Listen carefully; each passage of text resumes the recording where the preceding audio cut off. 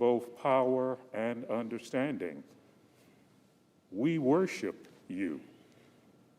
Lord, when there is nowhere else to turn, we lift our eyes to you.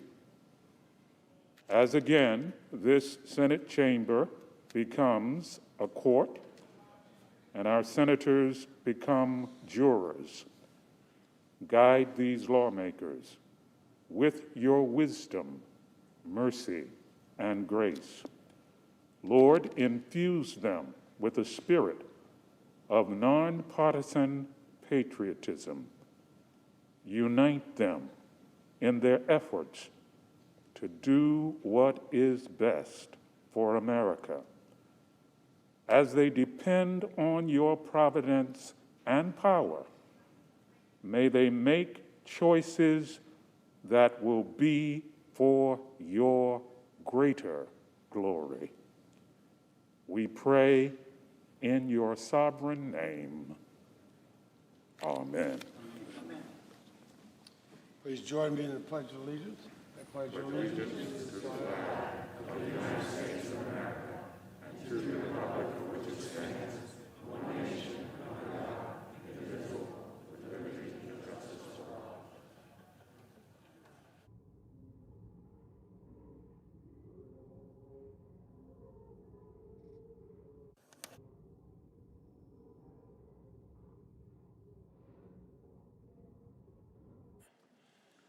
And Senators, will you please be seated?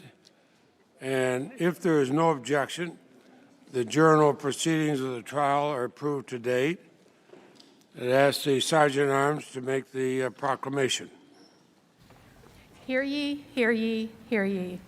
All persons are commanded to keep silence on pain of imprisonment while the Senate of the United States is sitting for the trial of the article of impeachment exhibited by the House of Representatives against Donald John Trump, former President of the United States.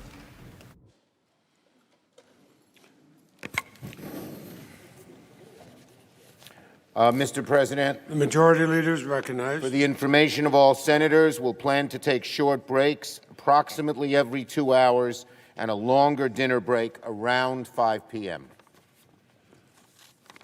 Now, pursuant to the provisions of Senate Resolution 47, the counsel for the former president have 16 hours to make the presentation of their case, and the Senate will hear the counsel now.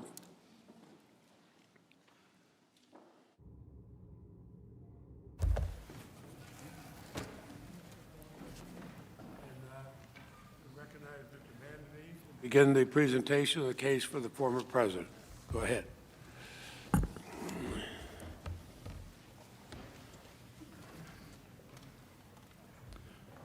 Good afternoon, Senators.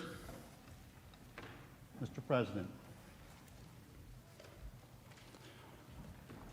The article of impeachment now before the Senate is an unjust and blatantly unconstitutional act of political vengeance.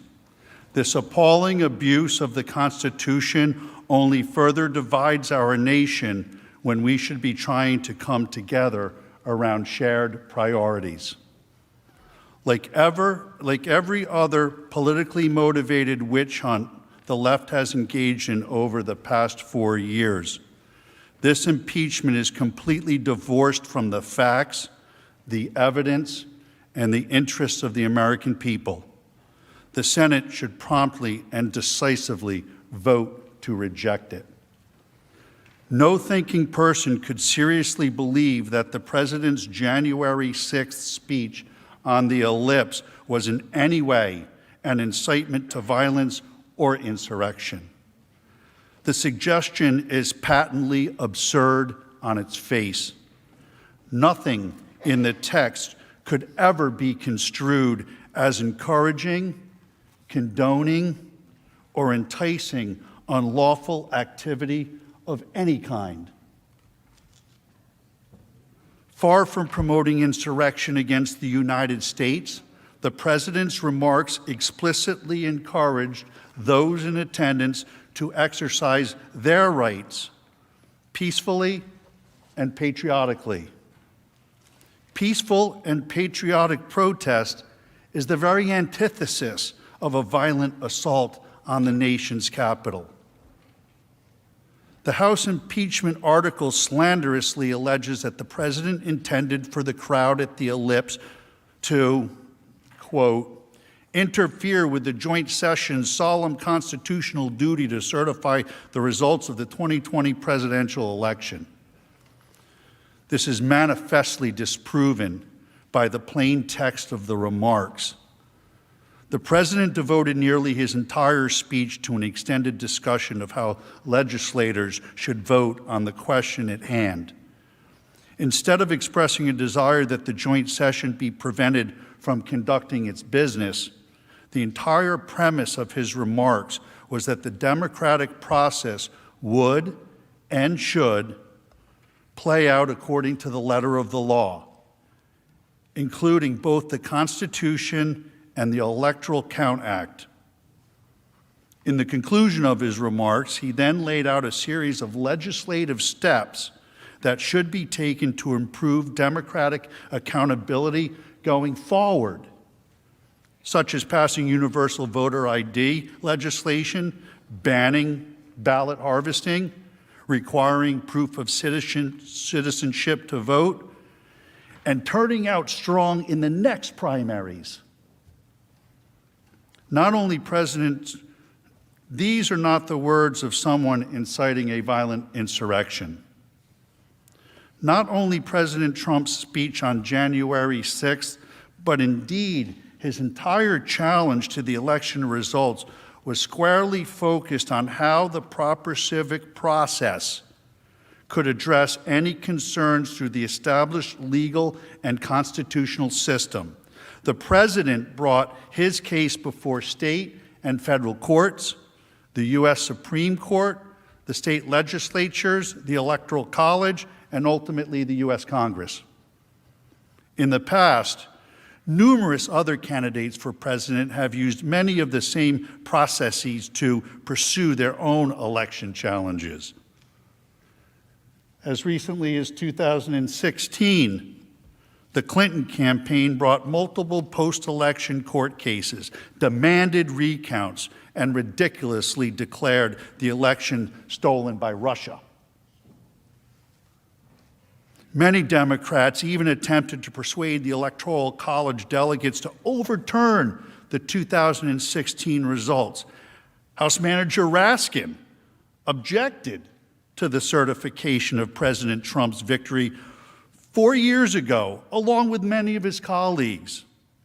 You'll remember it was Joe Biden who had to gavel them down.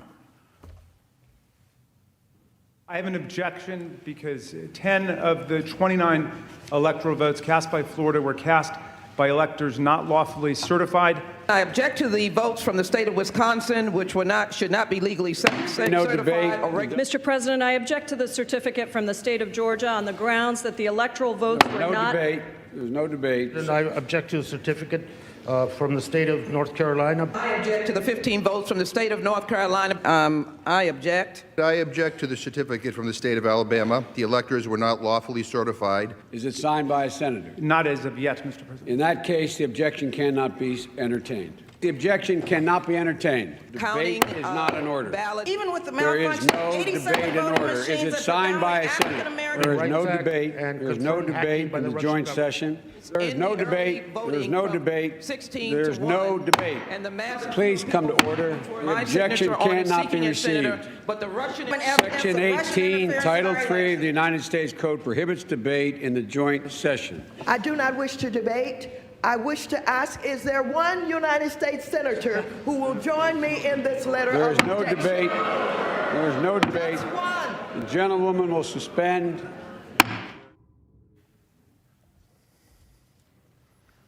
In 2000, the dispute over the outcome was taken all the way to the Supreme Court, which ultimately rendered a decision. To litigate questions of election integrity within the system is not incitement to resurrection. It is the democratic system working as the founders and lawmakers have designed. To claim that the president in any way wished, desired, or encouraged lawless or violent behavior is a preposterous and monstrous lie. In fact, the first two messages the president sent via Twitter once the incursion of the Capitol began were, "Stay peaceful and no violence, because we are the party of law and order." The gathering on January 6th was supposed to be a peaceful event. Make no mistake about that. And the overwhelming majority of those in attendance remained peaceful. As everyone knows, the president had spoken at hundreds of large rallies across the country over the past 5 years. There had never been any mob-like or riotous behaviors, and in fact, a significant portion of each event was devoted to celebrating the rule of law, protecting our Constitution, and honoring the men and women of law enforcement. Contrast the president's repeated condemnations of violence with the rhetoric from his opponents. I am your president of law and order and an ally of all peaceful protesters. The vast majority of the protests have been peaceful. Republicans stand for law and order, and we stand for justice. I just don't even know why there aren't uprisings all over the country, and maybe there will be. My administration will always stand against violence, mayhem, and disorder. There needs to be unrest in the streets for as long as there's unrest in our lives. I stand with the heroes of law enforcement. And you push back on them, and you tell them they're not welcome anymore, anywhere. We will never defund our police. Together, we will ensure that America is a nation of law and order. We were in high school, I'd take you behind the gym and beat the hell out of him. I think you need to go back and punch him in the face. Feel like punching him. We just want law and order. Everybody wants that. I want to tell you, Gorsuch, I want to tell you, Kavanaugh, you have released the whirlwind, and you will pay the price. We want law and order. We have to have law and order. Show me where it says that protests are supposed to be polite and peaceful. We believe in safe streets, secure communities, and we believe in law and order.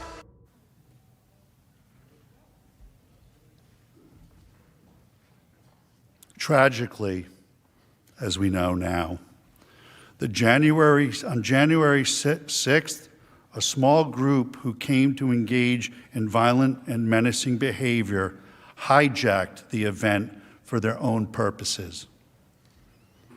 According to publicly available reporting, it is apparent that extremists of various different stripes and political persuasions pre-planned and premeditated an attack on the Capitol. One of the first people arrested was the leader of Antifa. Sadly, he was also among the first to be released. From the beginning, the president has been clear. The criminals who infiltrated the Capitol must be punished to the fullest extent of the law. They should be imprisoned for as long as the law allows. The fact that the attacks were apparently premeditated, as alleged by the House managers, demonstrates the ludicrousness of the incitement allegation against the president. You can't incite what was already going to happen. Law enforcement officers at the scene conducted themselves heroically and courageously, and our country owes them an eternal debt. But there must be a discussion of the decision by political leadership regarding force posture and security in advance of the event. As many will recall, last summer, the White House was faced with violent rioters night after night. They repeatedly attacked Secret Service officers and at one point pierced a security wall, culminating in the clearing of Lafayette Square. Since that time, there has been a sustained negative narrative in the media regarding the necessity of those security measures on that night. even though they certainly prevented many calamities from occurring. In the wake of the Capitol attack, it must be investigated whether the proper force posture was not initiated due to the political pressure stemming from the events at Lafayette Square. Consider this. On January 5th, the mayor of the District of Columbia explicitly discouraged the National Guard and federal authorities from doing more to protect the Capitol, saying, and I quote, "The District of Columbia is not requesting other federal law enforcement personnel," and discourages any additional deployment. This sham impeachment also poses a serious threat to freedom of speech for political leaders of both parties at every level of government. The Senate should be extremely careful about the precedent this case will set. Consider the language that the House impeachment article alleges to constitute incitement. If you don't fight like hell, you're not going to have a country anymore. This is ordinary political rhetoric that is virtually indistinguishable from the language that has been used by people across the political spectrum for hundreds of years. Countless politicians have spoken of fighting for our principles. Joe Biden's campaign slogan was "Battle for the Soul of America." No human being seriously believes that the use of such metaphorical terminology is incitement to political violence. While the president did not engage in any language of incitement, there are numerous officials in Washington who have indeed used profoundly reckless, dangerous, and inflammatory rhetoric in recent years. The entire Democratic Party and national news media spent the last 4 years repeating, without any evidence, that the 2016 election had been hacked, and falsely and absurdly claimed the President of the United States was a Russian spy. Speaker Pelosi herself said that the 2016 election was hijacked and that Congress has a duty to protect our democracy. She also called the president an imposter and a traitor, and recently referred to her colleagues in the House as the enemy within. Moreover, many Democrat politicians endorsed and encouraged the riots that destroyed vast swaths of American cities last summer, when violent left-wing anarchists conducted a sustained assault on a federal courthouse in Portland, Oregon. Speaker Pelosi did not call it an insurrection. Instead, she called the federal law enforcement officers protecting the building stormtroopers. When violent mobs destroyed public property, she said, "People will do what they do." The Attorney General of the state of Massachusetts stated, "Yes, America is burning, but that's how forests grow." Representative Anya Presley declared, "There needs to be unrest in the streets for as long as there is unrest in our lives." The current Vice President of the United States, Kamala Harris, urged supporters to donate to a fund that bailed out violent rioters and arsonists out of jail. One of those was released and went out and committed another crime, assault. He beat the bejesus out of somebody. She said of the violent demonstrations, "Everyone beware. They're not going to stop before Election Day in November, and they're not going to stop after Election Day.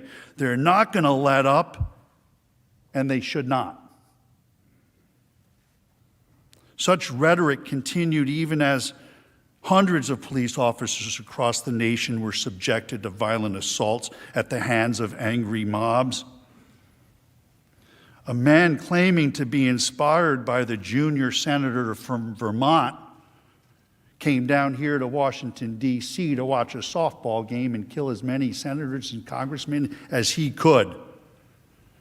It cannot be forgotten that President Trump did not blame the junior senator. The senior senator from Maine has had her house surrounded by angry mobs of protesters. When that happened and unnerved her, one of the House managers, I forget which one, tweeted, "Cry me a river."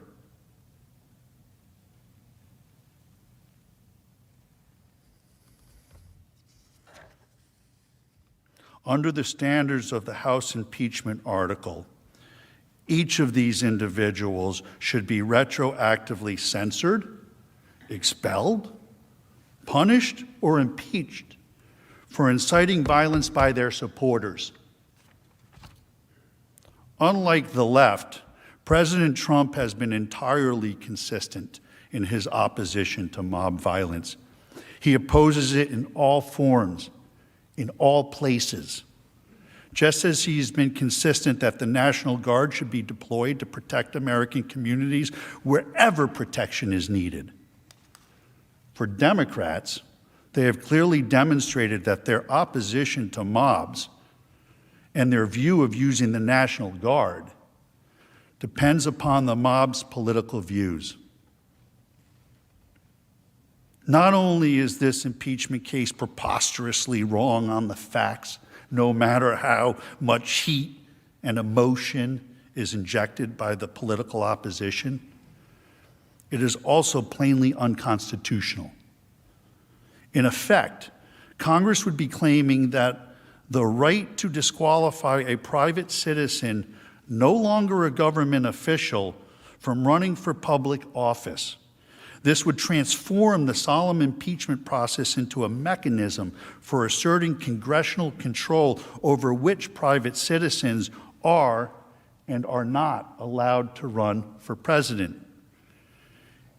In short, this unprecedented effort is not about Democrats opposing political violence. It is about Democrats trying to disqualify their political opposition. It is constitutional cancel culture. History will record this shameful effort as a deliberate attempt by the Democrat Party to smear, censor, and cancel not just President Trump, but the 75 million Americans who voted for him. Now is not the time for such a campaign of retribution.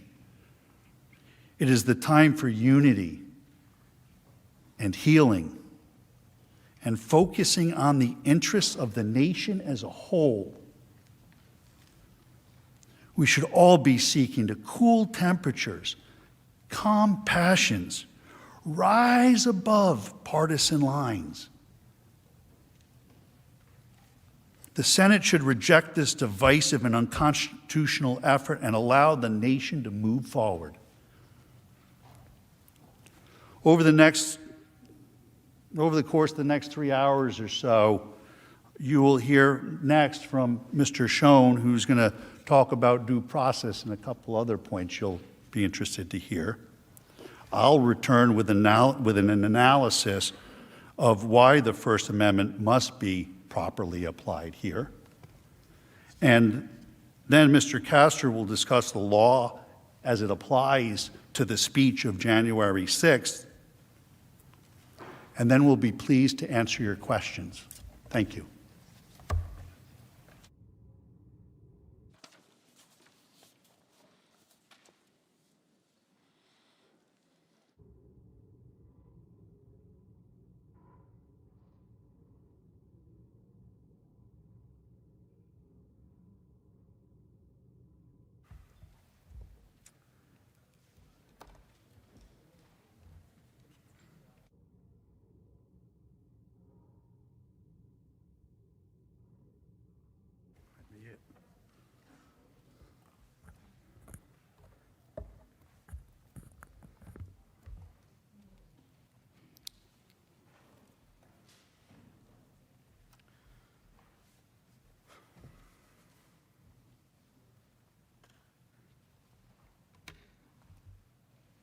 President. Mr. Schoen.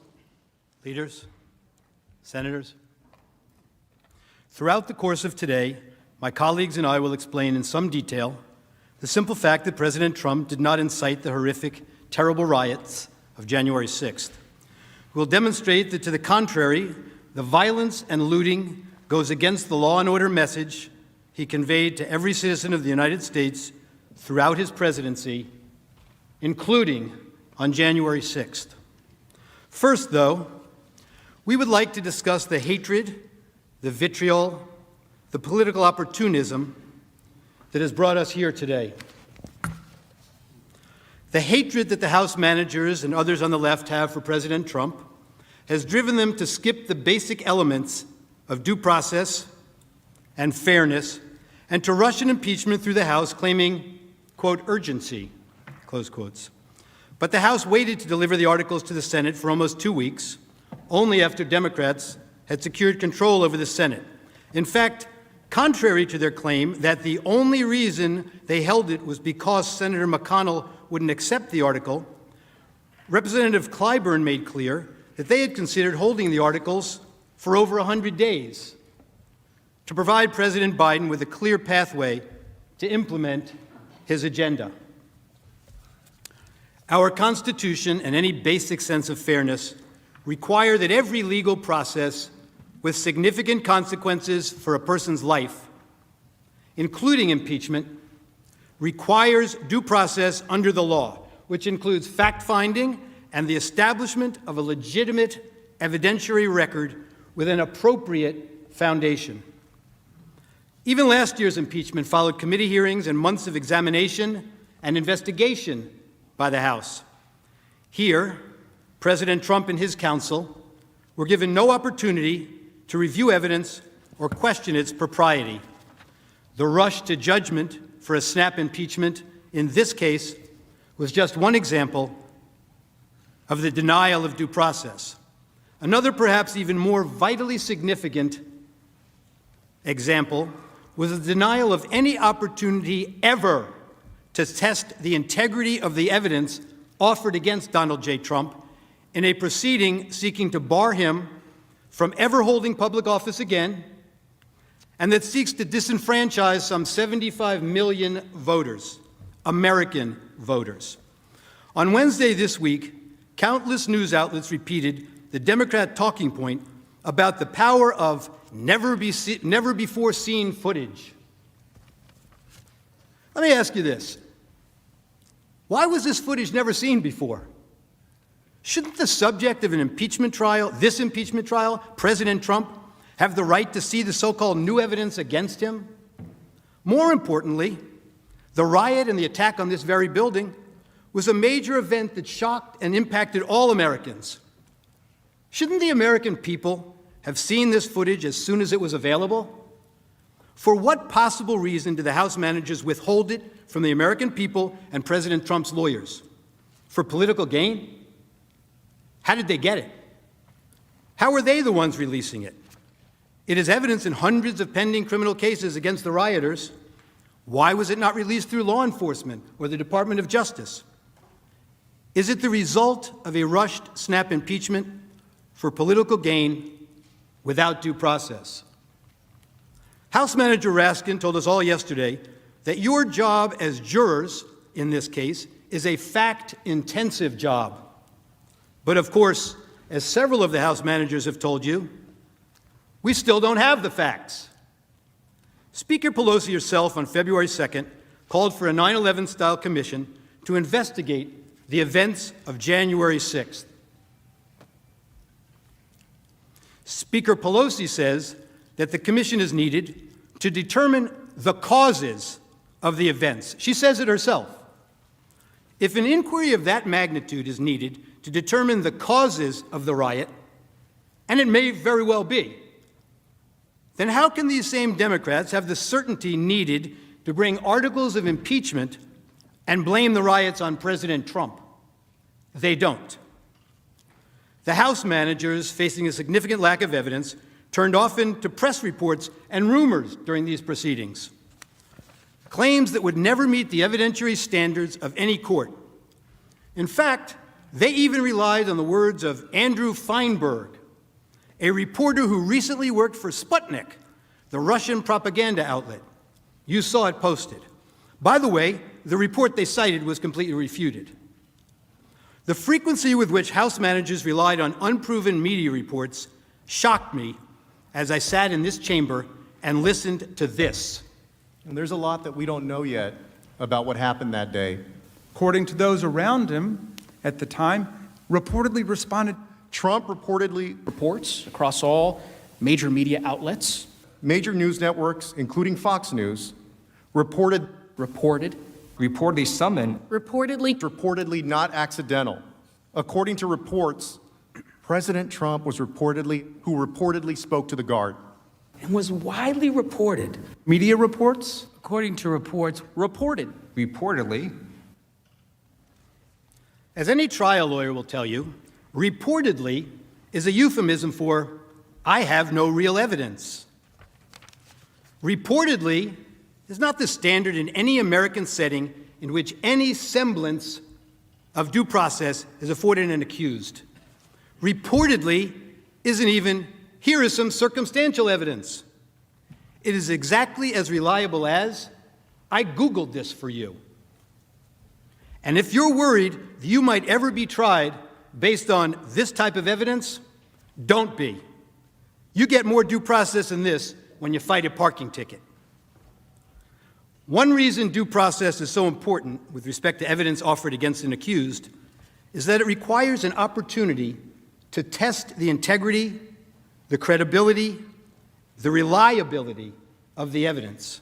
Here, of course, former President Trump was completely denied any such opportunity.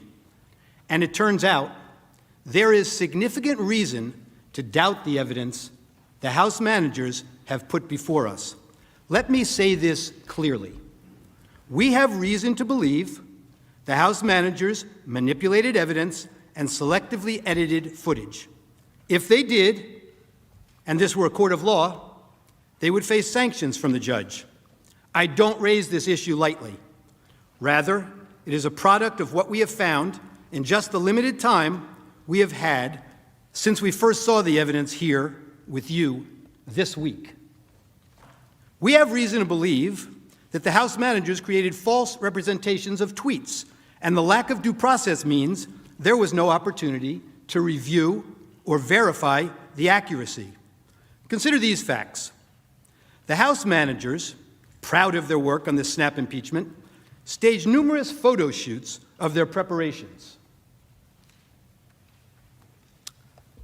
In one of those, Manager Raskin is seen here at his desk reviewing two tweets side by side. The image on his screen claims to show that President Trump had retweeted one of those tweets. Now, members of the Senate, let's look closely at this screen, because obviously Manager Raskin considered it important enough that he invited the New York Times to watch him watching it. Now, what's wrong with this image? Actually, there are three things very wrong with it. Look at the date on the very bottom of the screen on Manager Raskin's computer screen when we zoom into the picture. The date that appears is January 3rd, 2020, not 2021. Why is that date wrong? Because this is not a real screenshot that he's working with. This is a recreation of a tweet, and you got the date wrong when you manufactured this graphic. You did not disclose that this is a manufactured graphic and not a real screenshot of a tweet. Now, to be fair, the House managers caught this error before showing the image on the Senate floor, so you never saw it when it was presented to you. But that's not all. They didn't fix this one. Look at the blue check mark next to the Twitter username of the account retweeted by the president. It indicates that this is a verified account, given the blue check by Twitter to indicate it is run by a public figure. The problem? The user's real account is not verified and has no blue check mark, as you can see. Were you trying to make her account seem more significant, or were you just sloppy? If we had due process of law in this case, we would know the truth. But that's not all that's wrong with this one tweet. House Manager Swalwell showed you this tweet this week and he emphasized that this tweet reflected a call to arms. He told you repeatedly that this was a promise to call in the cavalry for January 6th. He expressly led you to believe that President Trump's supporter believed that the president wanted armed supporters at the January 6th speech, paramilitary groups, the cavalry, ready for physical combat. The problem is, the actual text is exactly the opposite. The tweeter promised to bring the Calvary, a public display of Christ's crucifixion, a central symbol of her Christian faith, with her to the president's speech, a symbol of faith, love, and peace. They just never want to seem to read the text and believe what the text means. You'll see this reported in the media last evening also. Words matter, they told you, but they selectively edited the president's words over and over again.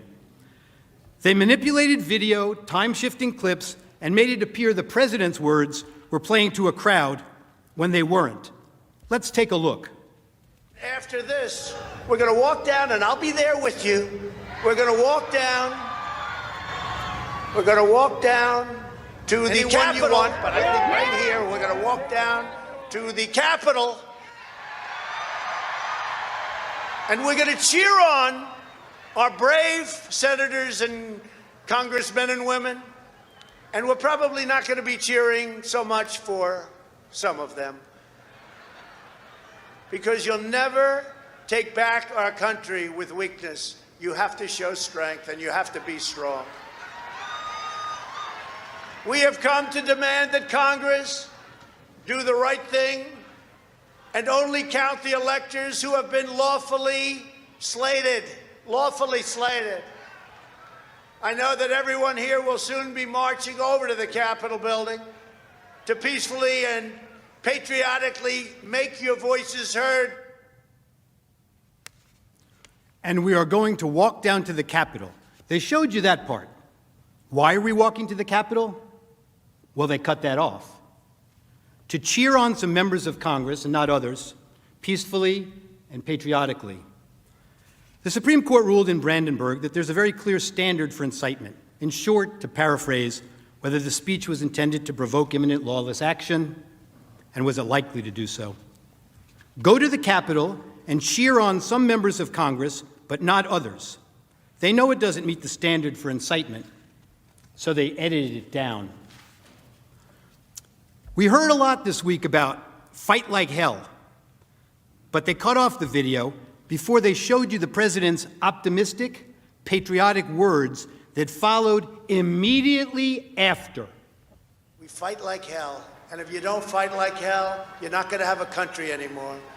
Our exciting adventures and boldest endeavors have not yet begun. My fellow Americans, for our movement, for our children, and for our beloved country. And I say this, despite all that's happened, the best is yet to come. There's that famous quote, like one of the House managers said, "A lie will travel halfway around the world before the truth has a chance to put its shoes on." Well, this lie traveled around the world a few times, made its way into the Biden campaign talking points, and ended up on the Senate floor. The Charlottesville lie. Very fine people on both sides, except that isn't all he said. And they knew it then, and they know it now. Watch this. But you also had people that were very fine people on both sides. You had people in that group, excuse me, I saw the same pictures as you did. You had people in that group that were there to protest the taking down of, to them, a very, very important statue and the renaming of a park from Robert E. Lee to another name. Robert E. Lee are not the same. Well, no, George Washington was a slave owner. Was George Washington a slave owner? So will George Washington now lose his status? Are we going to take down, excuse me, are we going to take down statues to George Washington? How about Thomas Jefferson? What do you think of Thomas Jefferson? You like him? Okay, good. Are we going to take down the statue? Because he was a major slave owner. Now we're going to take down his statue. So you know what? It's fine. You're changing history. You're changing culture. And you had people, and I'm not talking about the neo-Nazis and the white nationalists, because they should be condemned totally. But you had many people in that group other than neo-Nazis and white nationalists, okay? And the press has treated them absolutely unfairly. Now, in the other group also, you had some fine people, but you also had troublemakers, and you see them come with the black outfits and with the helmets and with the baseball bats. You had a lot of bad people in the other group too. Treated unfairly, sir. I'm sorry, I just didn't understand what you were saying. You were saying the press has treated white nationalists unfairly? No, I just didn't understand what you were saying. No. There were people in that rally, and I looked the night before. If you look, there were people protesting very quietly the taking down of the statue of Robert E. Lee. I'm sure in that group there were some bad ones. The following day it looked like they had some rough, bad people. Neo-Nazis, white nationalists, whatever you want to call them.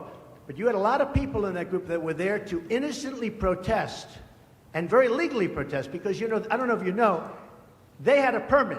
The other group didn't have a permit. So I only tell you this, there are two sides to a story. I thought what took place was a horrible moment for our country, a horrible moment.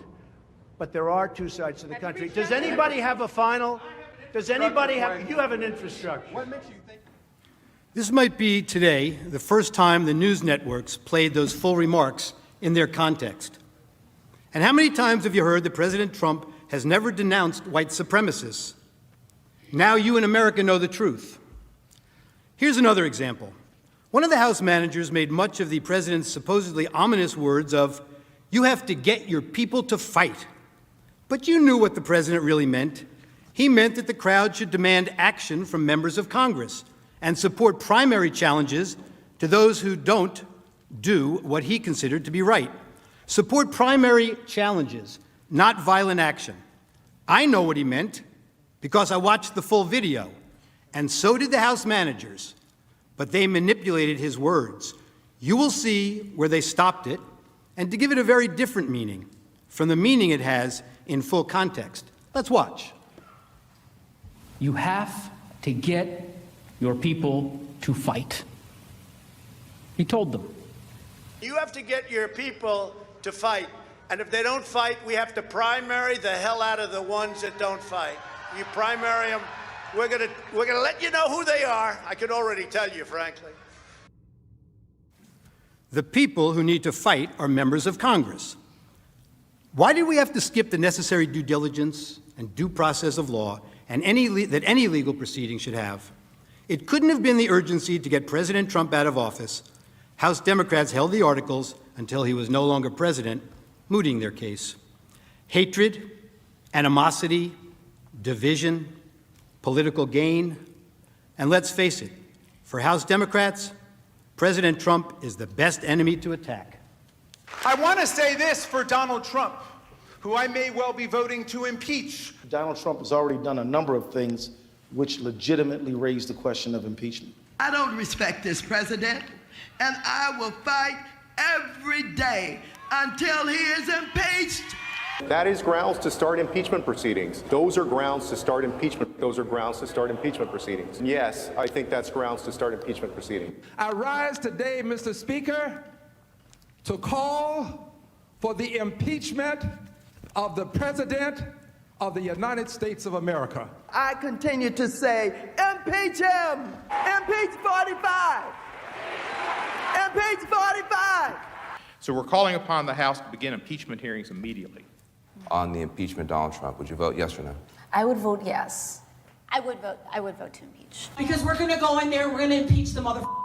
But the fact is, I introduced articles of impeachment in July of 2017. If we don't impeach this president, he will get reelected. My oath requires me to be for impeachment, have an impeachment hearing. He needs the scarlet eye on his chest. The representatives should begin impeachment proceedings against this president. It is time to bring impeachment charges against him. Bring impeachment charges. My personal view is that he richly deserves impeachment. I'm here at an impeachment rally, and we are ready to impeach them! Well, we can impeach him every day of the week for anything he does. That same hatred and anger has led House managers to ignore their own words and actions and set a dangerous double standard.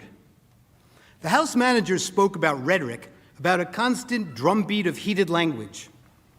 Well, as I'm sure everyone watching expected, we need to show you some of their own words.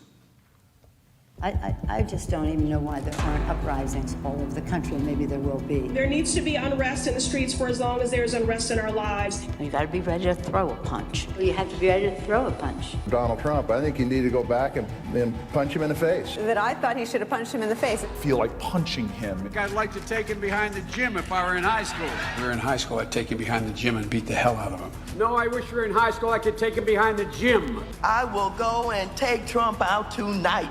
Take him out now. When was the last time an actor assassinated a president? They're still going to have to go out and put a bullet in Donald Trump. Show me where it says that protests are supposed to be polite and peaceful.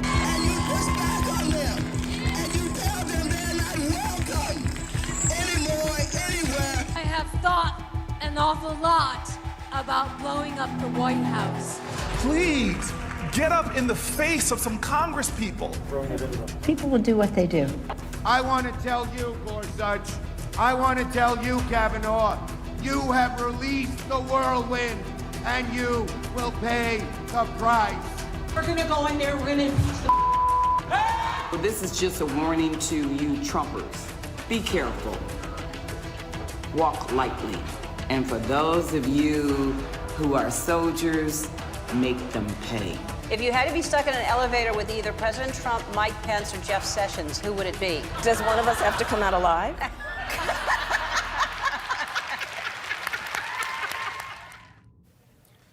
And there's more. I promise to fight every single day. One, I'm a fighter and I'm relentless, but I'm a fighter and I'm relentless. A fighter and I'm relentless. I will fight like hell. But the way I see it now is that we pick ourselves up and we fight back. That's what I think it's all about.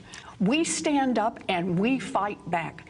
We do not back down. We do not compromise, not today, not tomorrow, not ever. You can either lie down, you can whimper, you can pull up in a ball, you can decide to move to Canada, or you can stand your ground and fight back.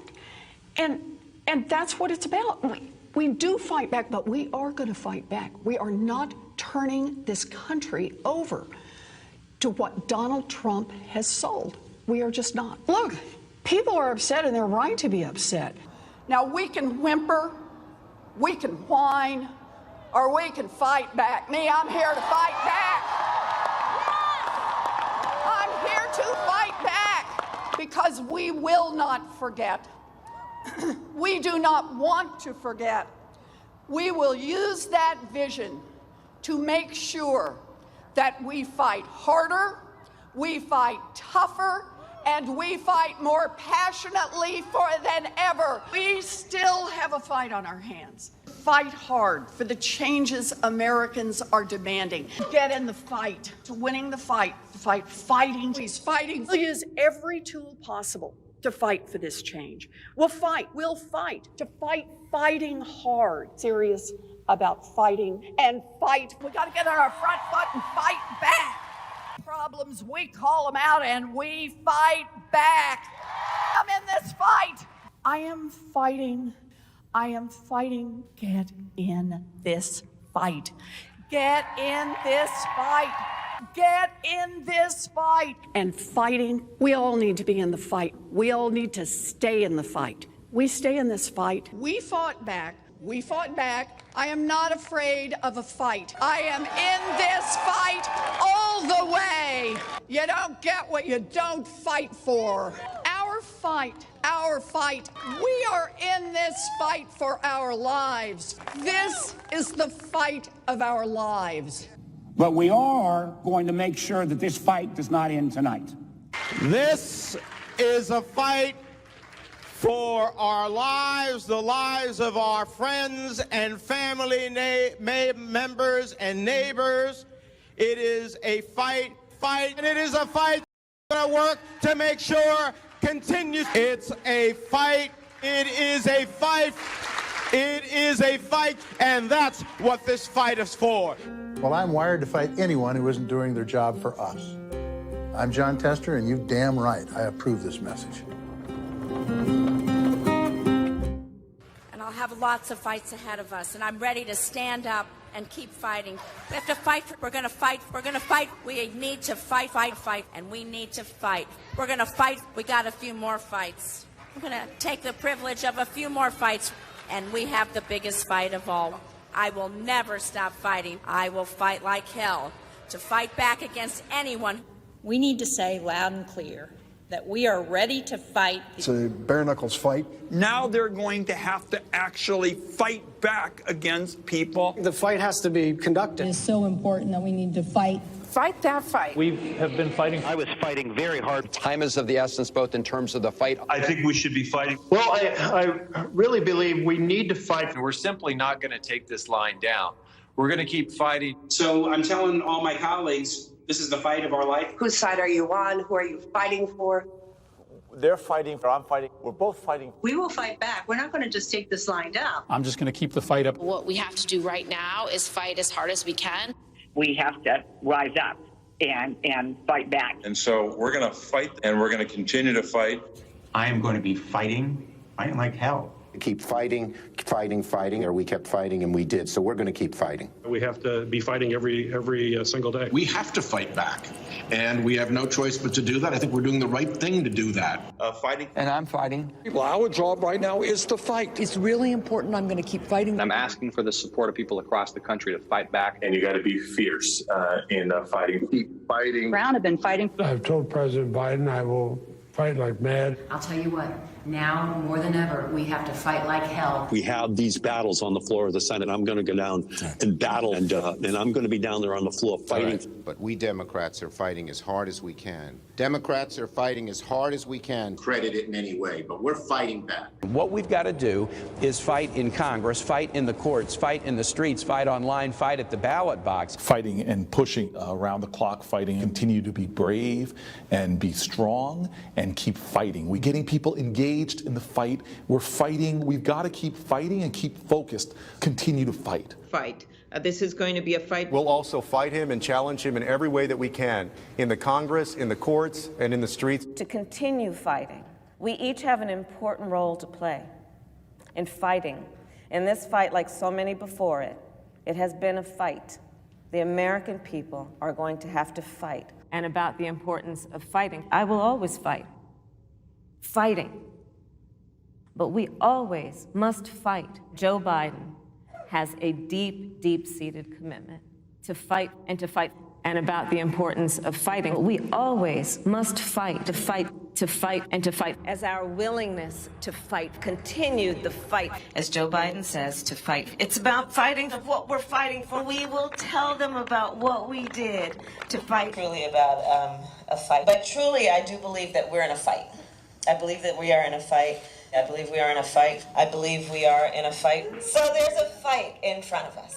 A fight for all of these things. And so we're prepared to fight for that. We know how to fight. Our ongoing fight of fight.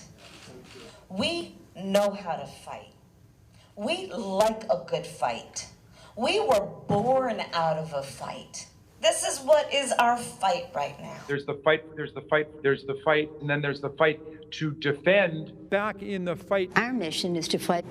That is the guiding purpose of House Democrats, fighting. He has never forgotten who he is fighting for. Marched and fought. And we just have to fight. But this is a fight for our country. Fighting the health crisis of COVID. I led the fight and continue to fight. Never, never, never give up this fight. I'm a citizen fighting for it. It means not only fighting a leader who fought for progressive change, as a lawyer who fought for people his whole life, as well as other fights. And I'm proud that to have Tim in this fight with me. And above all, it's time for America to get back up and once again fight. We will fight when we must fight. What kind of America are we fighting for? We've been fighting, so we need to fight, but we also need to fight for an America. I am going to wake up every day and fight hard. I have been fighting. We're going to fight. We are going to fight. We're going to fight. We're going to fight. And I will fight. We're in the fight of our lives. right now. We fight like hell to fight. Fight against the Trump administration. Democrats are standing up to fight. We're in this fight in a serious way. It's your fight. We're eager to take on this fight. Get in this fight, and we'll fight it out. I have taken on the fight. As representatives for the people, as legislators here in the halls of Congress, our job is to fight. Who has led us in this fight? Is to fight for this fight. And every day I'm in the United States Senate, I will fight. And one of the things we do is should fight. Because my constituents send me here each and every day to fight. We have been fighting this fight, and we need to be side by side so we can succeed. And so I hope that you will all join us in our fight. And if we fight, and as the next governor of Georgia, I will never stop fighting. We can show the old guard something new, and we can fight. My fight, those fights, to fight an administration requiring us to fight, and fight we will. Their fight, and their fight, and their fight. The fight is a fight, and so when we fight the fight that we are in, when we are fighting this fight, we fight this fight. The strength of who we are is we will fight. And we will fight, we will fight, the fight, we will fight. We are in a fight. The fight. It is a fight, and it is a fight born out of patriotism. This is a fight, fighting. I say fight on, fight on, fight on, fight on. I'm here to say one more time publicly, this is not a fight I wanted to take on, but this is the fight in front of us now. Every single one of you and every one of you. That's okay. You didn't do anything wrong. It's a word people use. But please stop the hypocrisy. And did you tone down the rhetoric last summer when all of this was happening? Did you condemn the rioters? Or did you stand with Nancy Pelosi, who said, people are going to do what they're going to do?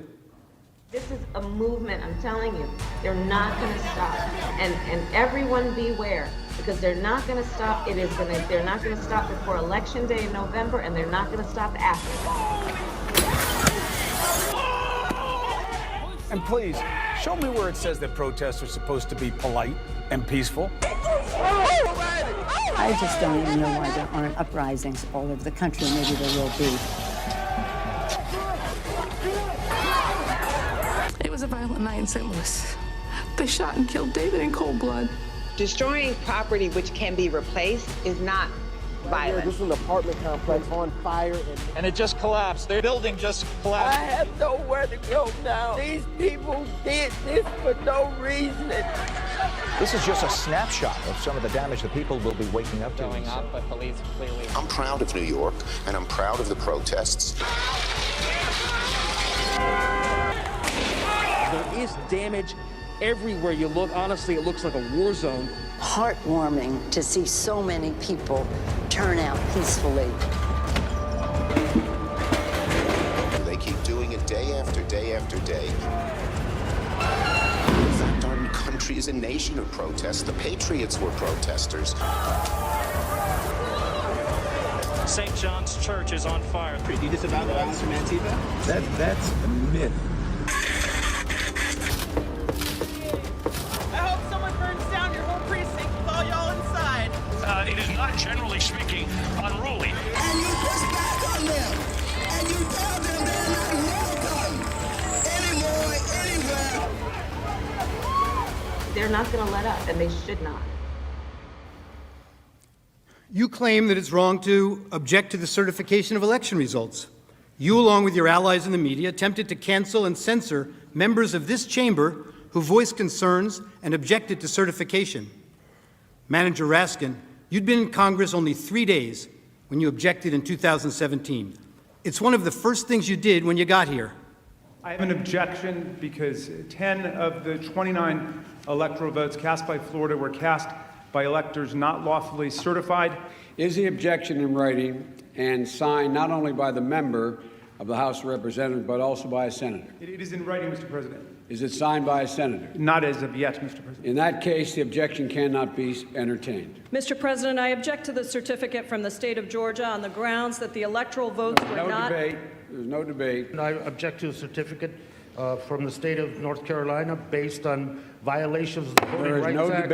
There's no debate in the joint session. I object because people are horrified by the overwhelming evidence. Section 18, Title 3 of the United States Code prohibits debate. I object. Objected to the counting of the electoral votes of the state of Ohio. I object to the certificate from the state of Alabama. The electors were not lawfully certified. I object to the 15 votes from the state of North Carolina because of the massive voter suppression and the closing of polling booths. There is no debate. There is no debate. 16 There is to no 1, debate. And the massive voter suppression that occurred to African Americans. The gentleman will suspend. I have an objection to the electoral votes. The objection is in writing, and I don't care that it is not signed by a member of the Senate. I do not wish to debate. I wish to ask, is there one United States senator who will join me in this letter There of is no objection? debate. The objection is signed by a member of the House, but not yet by a member of the Senate. Well, it is over.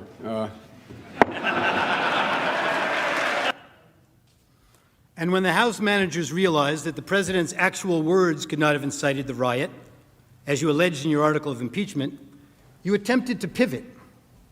You said that raising the issue of election security and casting doubt on the propriety of our elections was dangerous. One of the House managers, Mr. Cicilline, told you that this is not about the words Mr. Trump used in isolation. Rather, it is about the big lie, the claim that the election was stolen. The House managers told you that it's the big lie that incited the riot, and that the big lie was President Trump's claim that the election was not a fair election or that the election was stolen. Claiming an election was stolen, you were told, are words that are insightful to a candidate's followers and cause people to respond violently. Claiming an election was stolen or not legitimate is something that a candidate should never do because he or she knows or should know that such a claim and such words can actually incite violent insurrection, you were told. Well, it seems that the House manager's position must be actually a bit narrower than that. The House manager's position really is that when Republican candidates for office claim an election is stolen or that the winner is illegitimate, it constitutes inciting an insurrection, and the candidate should know it. But Democratic Party candidates for public elective office are perfectly entitled to claim the election was stolen or that the winner is illegitimate or to make any other outrageous claim they can. It is their absolute right to do so.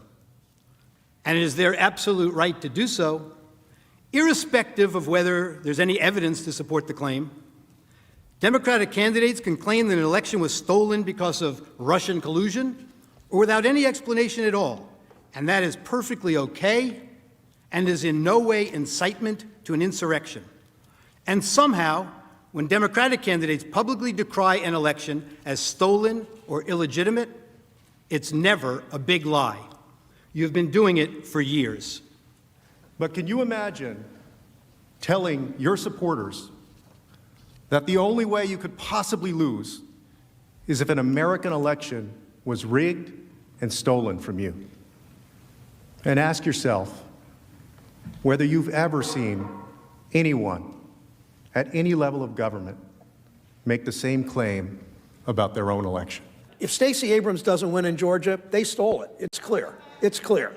And I say that publicly, it's clear. You can run the best campaign. You can even become the nominee. And you can have the election stolen from you. He knows he's an illegitimate president. He knows that there were a bunch of different reasons why the election turned out the way it did. Votes remain to be counted. There are voices that were waiting to be heard. And I will not concede. And I respect where you're coming from, and I respect the issues that you're raising. You're not answering the question. Do you think it was... You're not using the word legitimate. There are still legitimate concerns over the integrity of our elections and of ensuring the principle of one person, one vote. I agree with tens of millions of Americans who are very worried that when they cast the ballot on an electronic voting machine, that there is no paper trail to record that vote. But constantly shifting vote tallies in Ohio and malfunctioning electronic machines which may not have paper receipts have led to additional loss of confidence by the public. This is their only opportunity to have this debate while the country is listening, and it is appropriate to do so. House Manager Castro no longer has to try to imagine it, thanks to the distinguished senator and others. It didn't have to be this way. The Democrats promised unity. They promised to deliver the very COVID relief in the form of $2,000 stimulus checks that President Trump called for. They should have listened to their own words of the past. I leave you with the wise words of Congressman Jerry Nadler. The effect of impeachment is to overturn the popular will of the voters. We must not overturn an election and remove a president from office, except to defend our system of government or our constitutional liberties against a dire threat. And we must not do so without an overwhelming consensus of the American people. There must never be a narrowly voted impeachment or an impeachment supported by one of our major political parties and opposed by the other. Such an impeachment will produce the divisiveness and bitterness in our politics for years to come and will call into question the very legitimacy of our political institutions. The American people have heard the allegations against the president, and they overwhelmingly oppose impeaching him.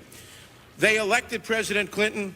They still support him. We have no right to overturn the considered judgment of the American people. Mr. Speaker, the case against the president has not been made. There is far from sufficient evidence to support the allegations, and the allegations, even if proven true, do not rise to the level of impeachable offenses. Mr. Speaker, this is clearly a partisan railroad job. The same people who today tell us we must impeach the president for lying under oath, almost to a person voted last year to re-elect the speaker who had just admitted lying to Congress in an official proceeding. The American people are watching, and they will not forget. You may have the votes, you may have the muscle, but you do not have the legitimacy of a national consensus or of a constitutional imperative. This partisan coup d'etat will go down in infamy in the history of this nation. Thank you, Mr. Speaker. I yield back the balance of my time.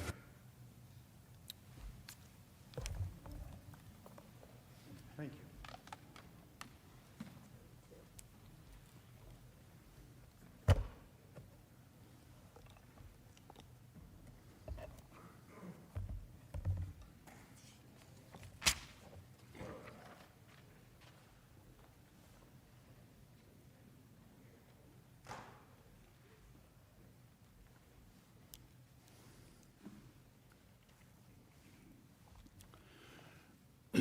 Good afternoon again, Senators. Mr. President. There are two fundamental questions for purposes of this free speech analysis. First, does the First Amendment to the Constitution apply in this chamber to these impeachment proceedings? Second, if it does, do the words spoken by Mr. Trump at the Ellipse on January 6th meet the definition of constitutional incitement so as to void the protections afforded by the First Amendment? I will explain why the answers to both of these questions must be a resounding yes. The Constitution and the First Amendment must certainly apply to these impeachment proceedings, and Mr. Trump's speech deserves full protection under the First Amendment. But before getting into the legal analysis, some preliminary observations about the House manager's case should be made. First, this case, unfortunately, is about political hatred. It has become very clear that the House Democrats hate Donald Trump. This type of political hatred has no place in our political institutions, and certainly no place in the law. This hatred has led the House managers to manipulate and selectively edit Mr. Trump's speech to make it falsely appear that he sought to incite the crowd to violently attack the Capitol. He didn't, and we will show you why. The hatred has also led the House managers to make some astounding legal arguments. They astoundingly urge you to disregard your oath by ignoring the First Amendment of the Constitution. They also ignore landmark binding United States Supreme Court cases, precedents, Wood and Bond, both of which unequivocally hold that elected officials have core First Amendment rights to engage in the exact type of political speech which Mr. Trump engaged in. I was shocked the House managers not only spent a mere 3 pages on the First Amendment analysis in their trial memo, but yesterday they spent a mere 10 minutes at the end of their case as a throwaway. What we have read and what we have heard is devoid of any constitutional analysis for less than what I would expect from a first-year law student. They left out landmark cases, total intellectual dishonesty. And finally, hatred is at the heart of the House managers' frivolous attempts to blame Donald Trump for the criminal acts of the rioters based on double hearsay statements of fringe right-wing groups based on no real evidence other than rank speculation. Hatred is a dangerous thing. We all have to work to overcome it. Hatred should have no place in this chamber, in these proceedings. The second observation. The Senate is presented with an extraordinary task sitting in judgment of a former president's words in a speech that he gave at a political event. The House managers accused Mr. Trump of using his words to incite the horrific events at the Capitol on January 6th. But yesterday, they gave you a new and novel standard of incitement with an element of foreseeability, a negligence concept. They cite 0 case law. They made it up. This task of applying a completely made-up legal standard of incitement to an impeachment proceeding is truly an unprecedented task for the Senate. And that is something the Senate must seriously consider when deciding the issue.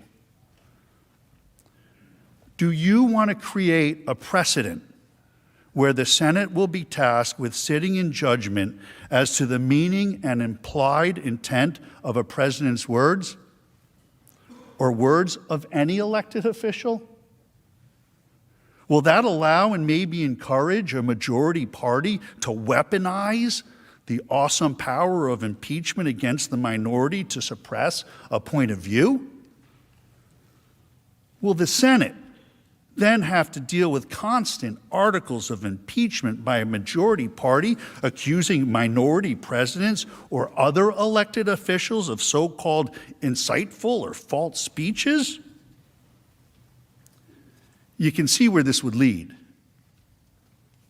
Sadly, we have all seen the political rhetoric get ratcheted up over the last few years. We've all been witnesses to many incendiary words by our officials at political events, broadcast over the media, internet. In each of those instances, will there now be Senate impeachment hearings? One last observation. We agree with the House managers, context does indeed matter. The inflammatory rhetoric from our elected officials must be considered as part of the larger context of Mr. Trump's speech at the ellipse on January 6th. The inflammatory language from both sides of the aisle has been alarming, frankly. But this political discourse must be considered as part of these proceedings to contextualize Mr. Trump's words. We have some video to play that highlights some of what I'm talking about. I preface this video by noting I am not showing you this video as some excuse for Mr. Trump's speech. This is not whataboutism. I am showing you this to make the point that all political speech must be protected. I just don't even know why there aren't uprisings all over the country. Maybe there will be. There needs to be unrest in the streets for as long as there's unrest in our lives. You got to be ready to throw a punch. You have to be ready to throw a punch. Donald Trump, I think you need to go back and punch him in the face. That I thought he should have punched him in the face. Feel like punching him. I'd like to take him behind the gym if I were in high school. If we were in high school, I'd take him behind the gym and beat the hell out of him. No, I wish we were in high school. I could take him behind the gym. I will go and take Trump out tonight. Take him out now. When was the last time an actor assassinated a president? They're still going to have to go out and put a bullet in Donald Trump. Show me where it says that protests are supposed to be polite and peaceful. And you push back on them. And you tell them they're not welcome anymore, anywhere. I have thought an awful lot about blowing up the White House. Please, get up in the face of some Congress people. People will do what they do. I want to tell you, Gorsuch, I want to tell you, Kavanaugh, you have released the whirlwind, and you will pay the price. We're going to go in there, we're going to... Well, this is just a warning to you Trumpers. Be careful. Walk lightly. And for those of you who are soldiers, make them pay. If you had to be stuck in an elevator with either President Trump, Mike Pence, or Jeff Sessions, who would it be? Does one of us have to come out alive?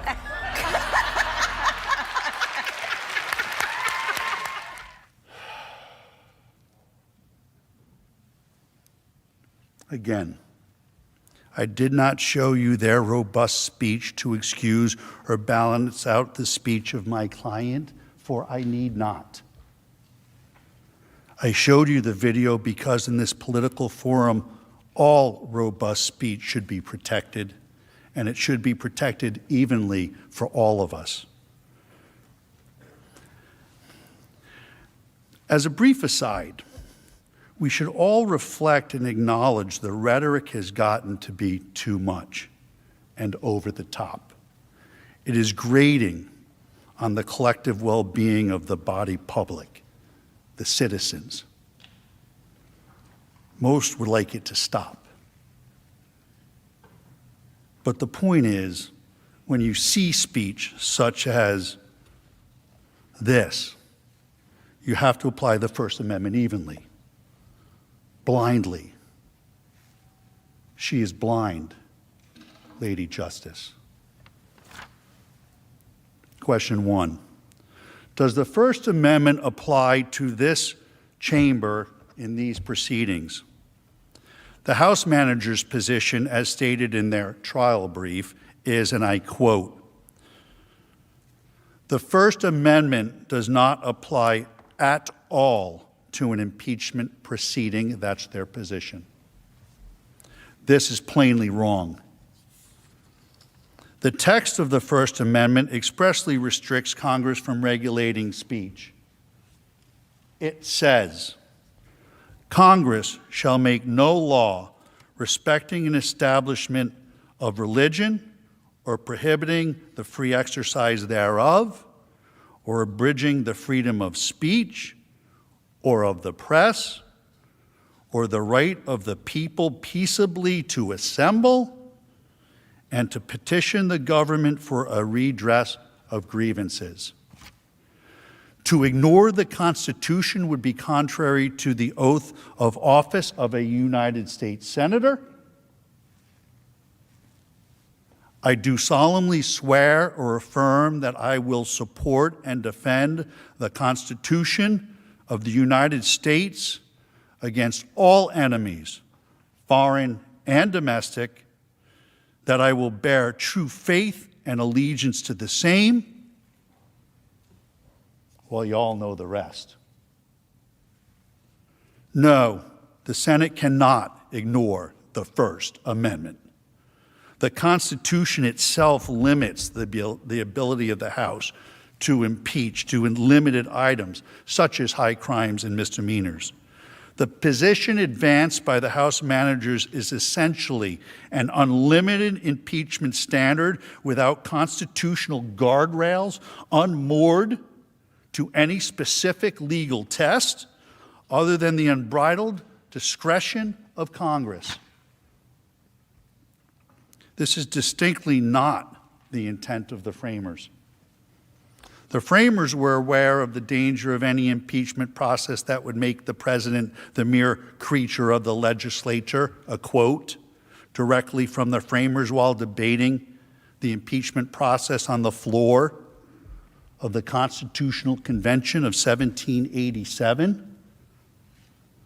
The framers were fearful that any impeachment process that gave Congress full discretion on the standard for impeachment would constitute nothing less than a violation, quote, a violation of the fundamental principle of good government. One founding father, James Wilson, wrote extensively on the impeachment process. Mr. Wilson was a renowned legal scholar at the time, a law professor at the University of Pennsylvania in Philadelphia. He was a major force in drafting and adopting the Constitution in 1787. He served as one of the first six Supreme Court justices, 1789 to 1798. He was appointed by President George Washington. In fact, Wilson taught the first course on the new Constitution to President Washington and his cabinet, the first in the nation's history, in Philadelphia, at the University of Pennsylvania in 1789. Wilson, in his law lectures, the first of their kind under the Constitution, plainly states that the Senate may not ignore the Constitution in impeachment proceedings. He states that lawful and constitutional conduct may not be used as an impeachable offense. Let me say that again. He states that lawful and constitutional conduct may not be used as an impeachable offense. Read along with me. The doctrine of impeachments is of high import in the constitutions of free states. On one hand, the most powerful magistrate should be amenable to the law. On the other hand, elevated characters should not be sacrificed merely on account of their elevation. No one should be secure while he violates the Constitution and the laws. Everyone should be secure while he observes them. To be clear, James Wilson is saying that the Constitution does indeed apply when judging whether to convict an official by impeachment. If the complaint of conduct is constitutional, it cannot be impeachable. Are we to ignore the words and teachings of James Wilson? The House managers surely want you to. The House managers have made several references to this letter, signed by 140 partisan law professors, calling Mr. Trump's First Amendment defense legally frivolous. This is really an outrageous attempt to intimidate Mr. Trump's lawyers. Whenever a lawyer advances a truly frivolous argument, they may violate professional ethical rules and could be subject to discipline. This letter is a direct threat to my law license, my career, and my family's financial well-being. These law professors should be ashamed of themselves, and so should the House managers. How dare you? Do you really hate Donald Trump so much that you're willing to destroy good, hard-working people's lives, people that are only doing their jobs, and frankly, as counsel for an accused fulfilling a constitutional role? It's astounding, really. I'm a citizen, not a politician. I know these First Amendment arguments are not anywhere close to frivolous. They are completely meritorious. Interestingly, the law professor's letter was issued on February 5th, 3 days before we even filed our legal brief in this matter, and they ignored landmark, bedrock Supreme Court cases directly addressing this issue. In our brief, we have a direct quote from James Wilson, the founding father supporting our position. The direct quote was documented in the founding fathers' original legal papers. Do I have those with me? On the subject. He was the primary draftsman of the Constitution who taught the new Constitution to President Washington. He says so long as acts of elected officials like Mr. Trump are constitutionally protected, he should not be impeached. We have landmark U.S. Supreme Court decisions, Wood and Bonds, which I'll explain in detail, supporting our position. All of this the House managers and the partisan law professors completely and misleadingly ignore. Frivolous? Hardly.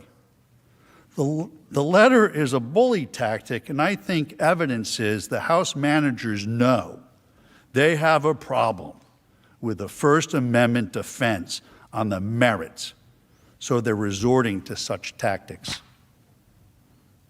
The House manager's suggestion that the First Amendment does not apply to this impeachment process is completely untenable. Ignoring the First Amendment would conflict with the senator's oath of office. It would also conflict with well-settled Supreme Court precedent and ignore the intent of the framers of the Constitution, such as James Wilson.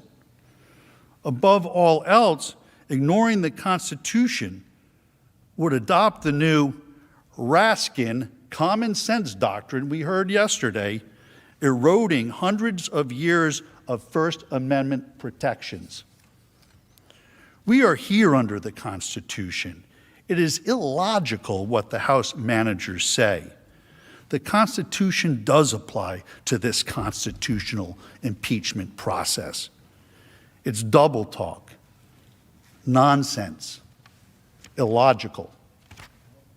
If the House managers had their way, they would ignore all of the Constitution. Does that include the Sixth Amendment? The right to counsel? They would have Mr. Trump sitting here without lawyers. And who would be next? It could be anyone. One of you. Or one of you. You must reject this invitation to ignore the First Amendment. It is anti-American and would set dangerous precedent forever. The law has developed over the years to clearly establish elected officials have the right to engage in protected speech. Mr. Trump is not just a guy on the street or a guy at a bar or a fire chief or a police officer. There were a few of them in there. All analogies given by the House managers. These sideways analogies are wrong.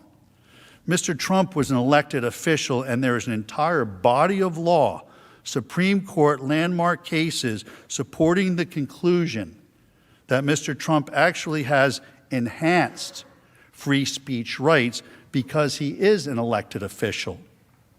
These cases are ignored by the House managers and the law professors. And that, too, is total intellectual dishonesty. The Supreme Court has long held that the First Amendment's right to freedom of speech protects elected officials.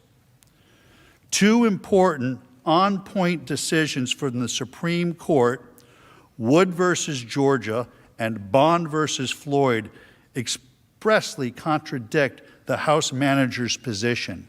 The House managers do not even cite those cases in their brief. They barely acknowledged them in their reply, and they were mum on them yesterday. In Wood versus Georgia, the Supreme Court addressed a case involving a sitting sheriff whose reelection was being investigated by a grand jury and paneled by a judge based on allegations of irregular Negro bloc voting. It was in the 60s. The sheriff spoke publicly in multiple press releases calling the grand jury investigations racist, illegitimate, and an attempt to intimidate voters. He even urged the grand jurors on how to decide the issues and not let its high office be a party to any political attempt to intimidate voters. The sheriff viewed the grand jury as challenging the legitimacy of his election. The sheriff even sent a letter to the grand jurors with these allegations, which is an extraordinary step since laws in most states, including Georgia, prohibit attempts to influence or intimidate jurors. The sheriff was charged and convicted of contempt of court and obstruction of the grand jury. But the Supreme Court, in a decision written by Justice Brennan, reversed. The court held that the First Amendment protected an elected public official's speech because the voting controversy directly affected the sheriff's political career. G29. The petitioner was an elected official and had, read with me, please, everybody. The petitioner was an elected official and had the right to enter the field of political controversy, particularly where his political life was at stake. The role that elected officials play in our society makes it all the more imperative that they be allowed freely to express themselves on matters of current public importance. Would, thus, stands for the proposition that a difference of political opinion expressed in the speech on an issue of voting irregularity cannot be punishable where all that was done was to encourage investigation and peaceful political speech. Just like Mr. Trump has done here. The legal scholars call that directly on point. A second case, Bond versus Floyd, involved a state legislature punishing an elected official for protected political speech. Bond is particularly instructive here, too. In Bond, the Supreme Court squarely addressed the question of an elected official's punishment by a legislature for statements alleged to have incited public violation of the law, the burning of draft cards. The court unequivocally rejected the idea, advanced here by the House managers, that an elected official is entitled to no protection under the First Amendment. The Supreme Court held that the Georgia House of Representatives was, in fact, forbidden by the First Amendment from punishing Bond, by not seating him, for advocating against the policy of the United States. There are three fundamental holdings in Bond. One, the manifest function of the First Amendment in a representative government requires that legislators be given the widest latitude to express their views on issues of policy. Two, just as erroneous statements must be protected to give freedom of expression the breathing space it needs to survive, so statements criticizing public policy and the implementation of it must be similarly protected. Third holding, legislators have an obligation to take positions on controversial political questions so that their constituents can be fully informed by them and be better able to assess their qualifications. Please read along with me. Their qualifications for office. Also, so they may be represented in governmental debates by the person they have elected to represent them. Mr. Trump enjoys this same First Amendment protection from Congress. The First Amendment's protections guarantee free speech addressing the electoral integrity issues essential to his career that Mr. Trump has consistently advocated.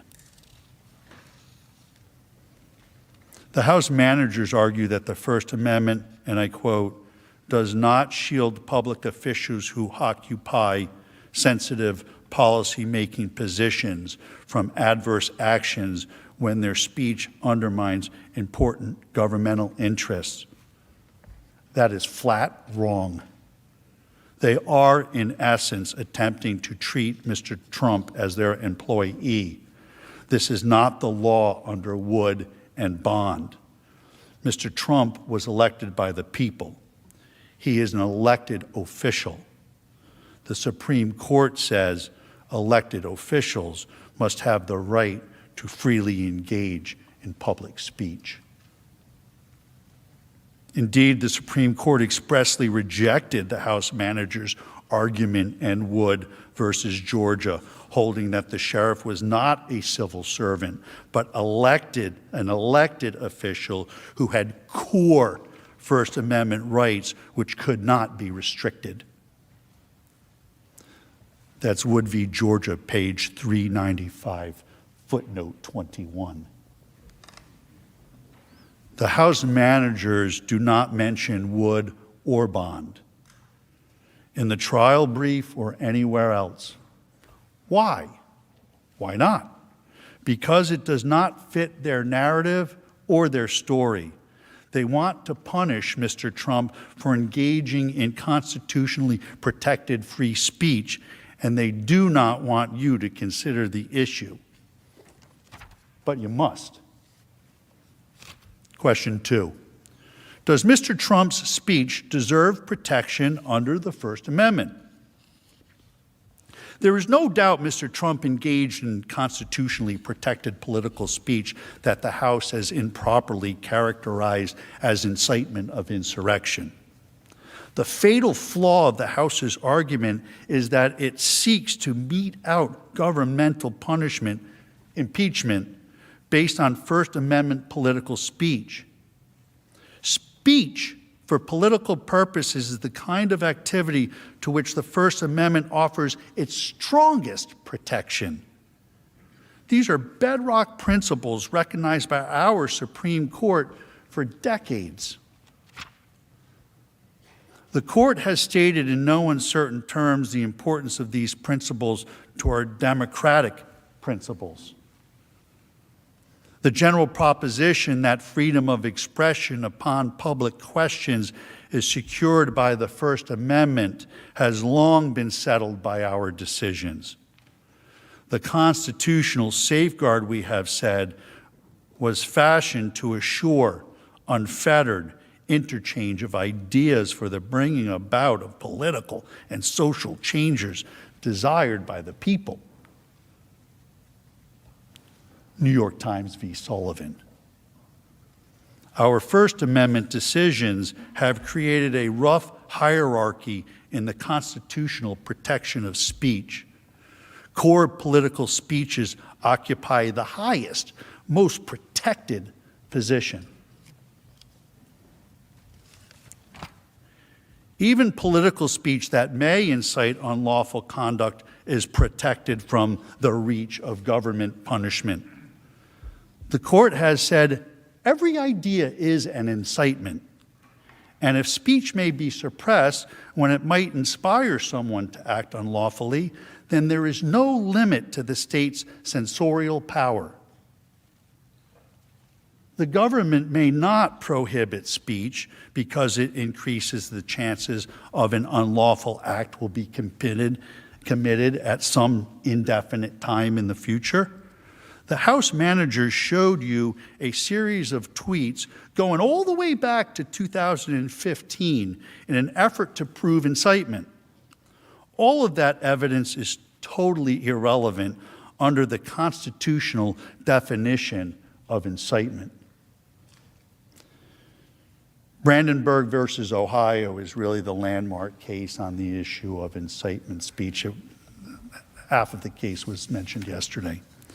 In the Brandenburg v. Ohio case, another landmark, the court held the government may only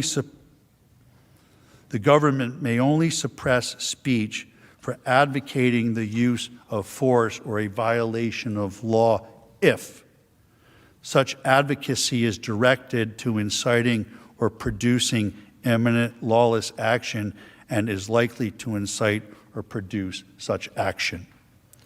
The Brandenburg holding has been interpreted as having three basic prongs to determine if speech meet the definition of incitement.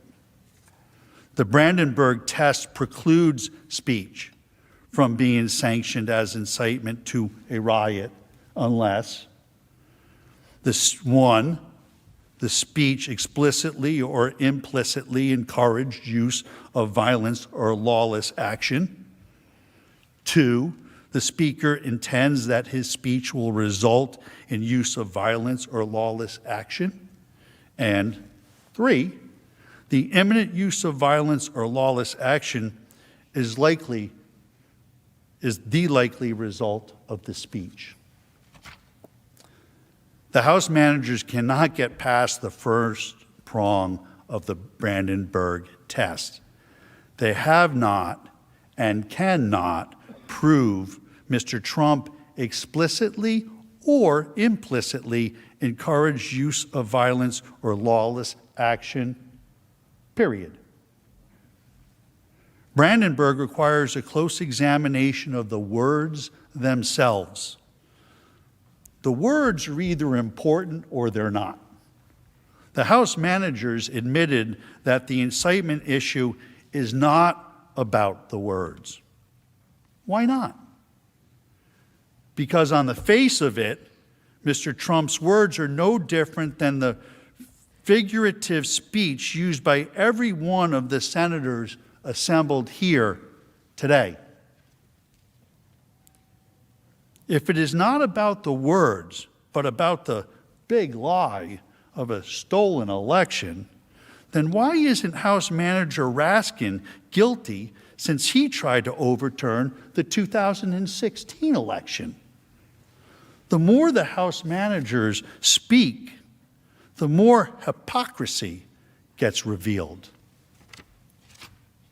Hypocrisy. Even though they say it's not about the words, the law under Brandenburg requires a close analysis of the words to determine incitement. So we need to look at those words. Mr. Trump did the opposite of advocating for lawless action. The opposite. He expressly advocated for peaceful action at the Save America rally. He explicitly stated, these are the words, "I know that everyone here will soon be marching over to the Capitol building to peacefully and patriotically make your voices heard." To peacefully and patriotically make your voices heard. That is how this president has spoken for years when he condemns violence, lawlessness, and rioters. The House managers have played manipulated, selectively edited parts of Mr. Trump's speech. They focus heavily on the word fight. The president used the word fight 20 times in his speech. They picked only 2. Why? Why not the other 18? Because they don't tell the story the way they want to tell it. Here are all of them. Listen to the context. And Rudy, you did a great job. He's got guts. You know what? He's got guts, unlike a lot of people in the Republican Party. He's got guts. He fights. He fights. And I'll tell you, thank you very much, John. Fantastic job. I watched. That's a tough act to follow, those two. There's so many weak Republicans, and we have great ones. Jim Jordan and some of these guys, they're out there fighting. The House guys are fighting. But it's incredible. Many of the Republicans, I helped them get in. I helped them get elected. Get rid of, how do you say, I want to get rid of America first? Even if you're going to do it, don't talk about it, right? Unbelievable what we have to go through. What we have to go through, and you have to get your people to fight. And if they don't fight, we have to primary the hell out of the ones that don't fight. You primary them, we're gonna let you know who they are. I could already tell you, frankly. Republicans are constantly fighting like a boxer with his hands tied behind his back. It's like a boxer. And we want to be so nice. We want to be so respectful of everybody, including bad people. And we're going to have to fight much harder. And Mike Pence is going to have to come through for us. And if he doesn't, that will be a sad day for our country. Because you're sworn to uphold our Constitution. And the accountability says if we see somebody in there that doesn't treat our vets well, or they steal, they rob, they do things badly, we say, Joe, you're fired. Get out of here. Before you couldn't do that. You couldn't do that before. So we've taken care of things. We've done things like nobody's ever thought possible. And that's part of the reason that many people don't like us, because we've done too much. But we've done it quickly, and we were going to sit home and watch a big victory, and everybody had us down for a victory. It was going to be great. And now we're out here fighting. I said to somebody I was going to take a few days and relax after our big electoral victory. 10 o'clock, it was over. The American people do not believe the corrupt fake news anymore. They have ruined their reputation. But you know, it used to be that they'd argue with me, I'd fight. So I'd fight, they'd fight, I'd fight, they'd fight, boop, boop. You'd believe me, you'd believe them. Somebody comes out, you know, they had their point of view, I had my point of view. But you'd have an argument. Now what they do is they go silent. It's called suppression. And that's what happens in a communist country. That's what they do. They suppress. You don't fight with them anymore unless it's a bad story. If they have a little bad story about me, they make it 10 times worse and it's a major headline. But Hunter Biden, they don't talk about him. What happened to Hunter? Where's Hunter? With your help over the last 4 years, we built the greatest political movement in the history of our country, and nobody even challenges that. I say that over and over, and I never get challenged by the fake news, and they challenge almost everything we say. But our fight against the big donors, big media, big tech, and others is just getting started. This is the greatest in history. There's never been a movement like that. Our brightest days are before us. Our greatest achievements still wait. I think one of our great achievements will be election security, because nobody until I came along had any idea how corrupt our elections were. And again, most people would stand there at 9 o'clock in the evening and say, I want to thank you very much. And they go off to some other life. But I said, something's wrong here. Something's really wrong. Can't have happened. And we fight. We fight like hell. And if you don't fight like hell, you're not going to have a country anymore. Our exciting adventures and boldest endeavors have not yet begun. My fellow Americans, for our movement, for our children, and for our beloved country. And I say this, despite all that's happened, the best is yet to come.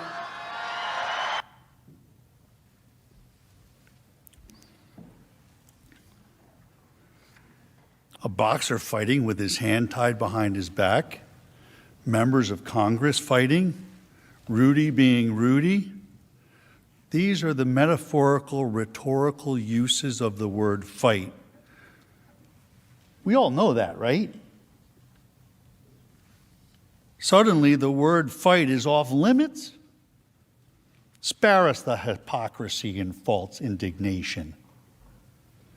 It's a term used over and over and over again by politicians on both sides of the aisle. And of course, the Democrat House managers know that the word fight has been used figuratively in political speech forever. But don't take it from me. It's best to listen to them. Our mission is to fight. Our job is to fight.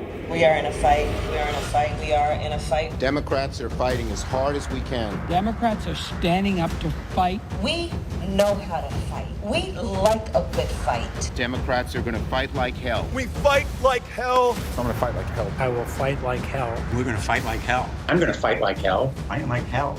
I will fight like hell. We have to fight like hell. I, and I know many other senators and members of the House, will fight like hell. We are going to fight like hell. We're going to fight like hell. We'll fight like hell. And we just have to fight. We're going to fight. We are going to fight. We're going to fight. We're going to fight. Because you'll fight. To fight. Political revolution. That means that millions have got to stand up and fight. And fight and fight. Stand up and fight back. To fight and continue to fight. And once again, fight back in the fight. We're fighting back. My fight. To fight an administration. You don't get what you don't fight for. We'll also fight him and challenge him in every way that we can. Fight in Congress, fight in the courts, fight in the streets. In the Congress, in the courts, and in the streets. There's the fight, and then there's the fight to defend. We're eager to take on this fight. The American people are going to have to fight. Get in this fight. Get in this fight. Around the clock fighting. We've got to keep fighting and keep focused. We will fight when we must fight. We've been fighting, and we need to fight, but we also need to fight. It's always going to be an uphill fight. This is going to be a fight. We always must fight. We're in the fight of our lives. And we're going to be in for the fight of our lives. This is the fight of our life. The fight of their lives. We are in this fight for our lives. We cannot ever give up fighting.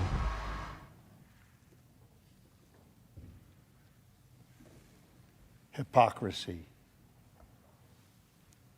The reality is Mr. Trump was not in any way, shape, or form instructing these people to fight or to use physical violence.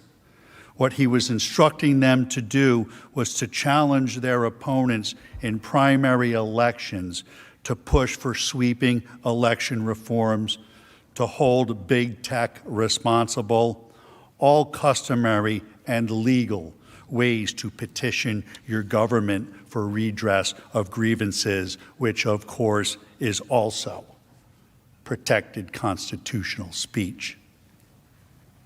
But the House managers don't want you to focus on those things because, again, it does not fit their story.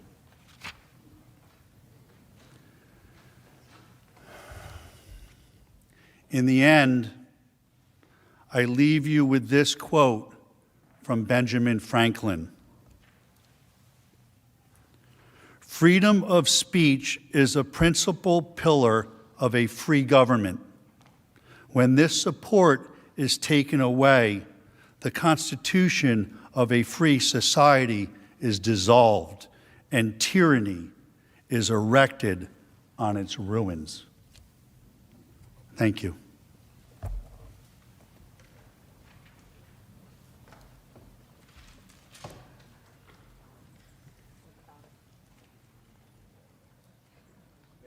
Mr. President, The majority leader. I ask unanimous consent the Senate recess for a 15-minute break.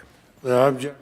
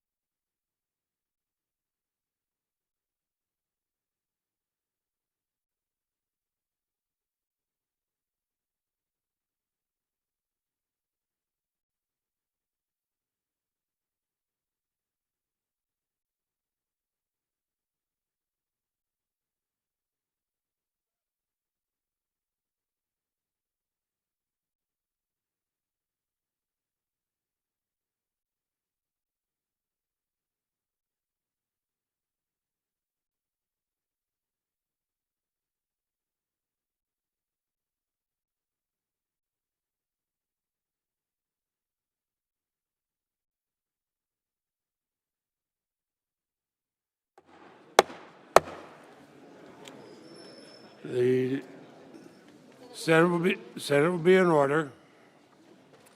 Senators will take their seats.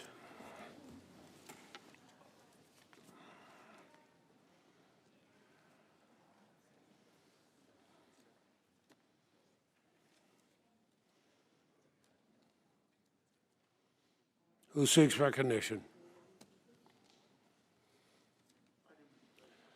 Mr. Castor is recognized.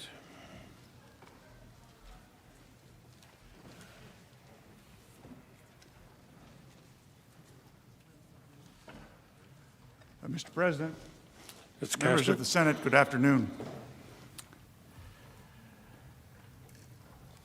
It has been my great privilege over the past couple of weeks to lead this outstanding team of lawyers and dedicated professionals in the defense of the 45th President of the United States. One of the most difficult things in leading such a talented group is deciding who's responsible for what and the strategy and the order in which we will present our evidence. And you have heard from Mr. Van der Veen and Mr. Sean on the importance of the First Amendment and the importance of due process of law. And because I had the opportunity to set out the schedule, I decided that I would take the last substantive part of the case for myself. You can take that two ways. The first, perhaps, is the best, and that would be that it's almost over. The second is that perhaps you have to wait another hour for it to be over. The reason why I chose this section, and believe me, it was a very difficult decision to make because I thought that the other arguments presented by Mr. Sean and Mr. Van der Veen were outstandingly researched, thoroughly vetted, and wonderfully and articulately presented by them. But the critical issue in this case is the very narrow issue that is charged against the 45th president. And that issue is, did the 45th president engage in incitement of, they continue to say, insurrection? Clearly, there was no insurrection. Insurrection is a term of art. It's defined in the law. It involves taking over a country, a shadow government, taking the TV stations over, and having some plan on what you're going to do when you finally take power. Clearly, this is not that. What our colleagues here across the aisle meant is incitement to violence, to riot. So the word incitement is the critical case and the critical issue in the case.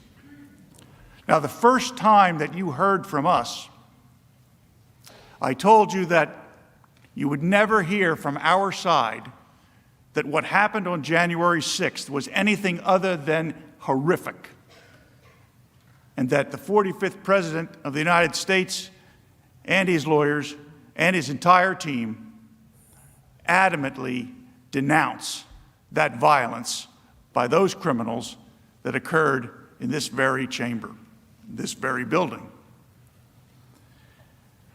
There was a reason why we started our presentation back on Tuesday in that way. Because I did not want the senators to consider that there was any challenge to that particular fact. And yet, the House managers, knowing it was not contested at all, chose to spend 14 plus hours showing you pictures of how horrific the attack on the United States Capitol was. They spent no time at all in connecting legally the attack on the Capitol to the 45th President of the United States, which is the only question that needs to be answered, is Was Donald Trump responsible for inciting the violence that came to this building on January 6th?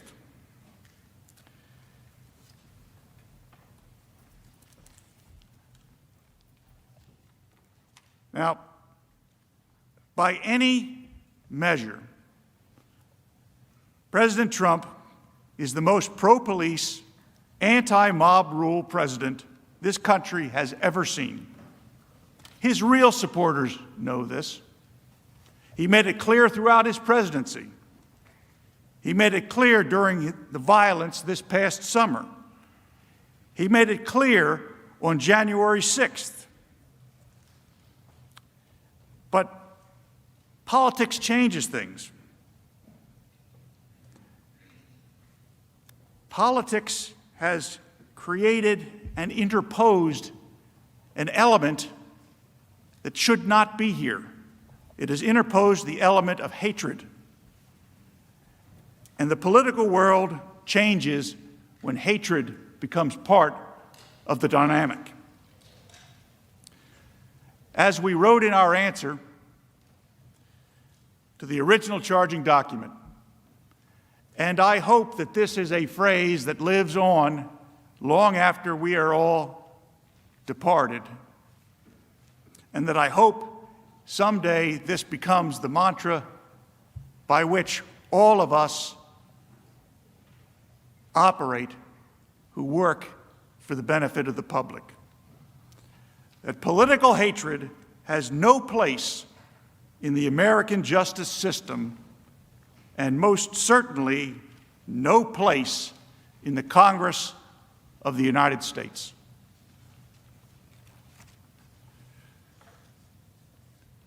To illustrate the contrast that I am speaking of, we have a video.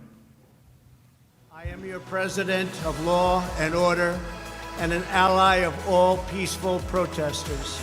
The vast majority of the protest has been peaceful.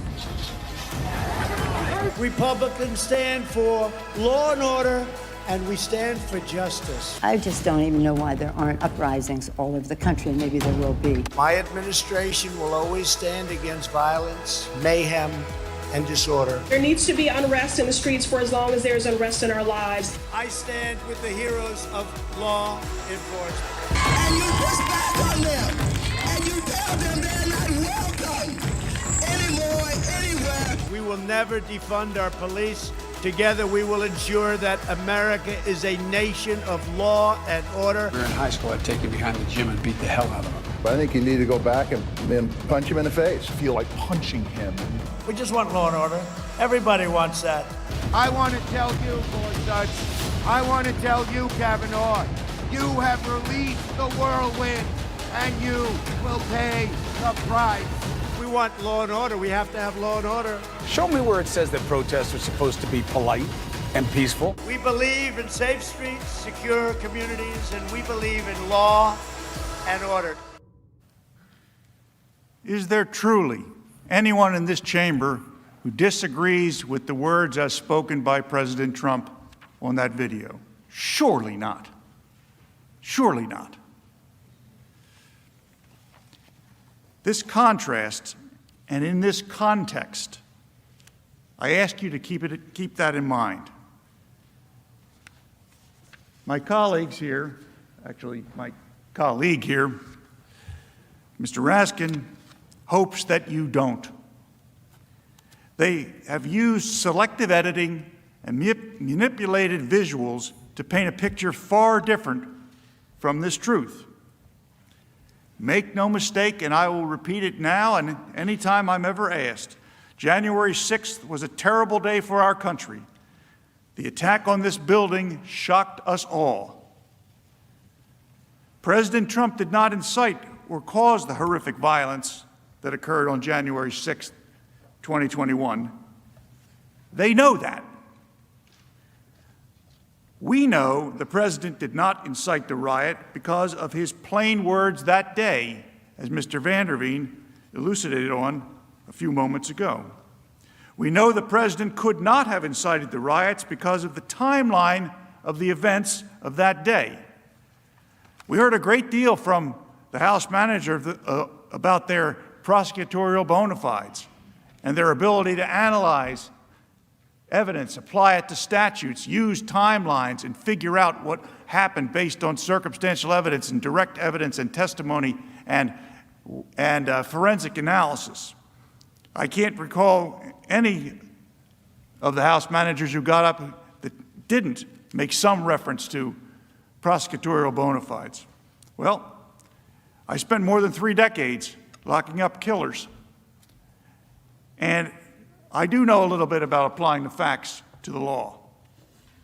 We know that the president would never have wanted such a riot to occur because his long-standing hatred for violent protesters and his love for law and order is on display, worn on his sleeve, every single day that he served in the White House.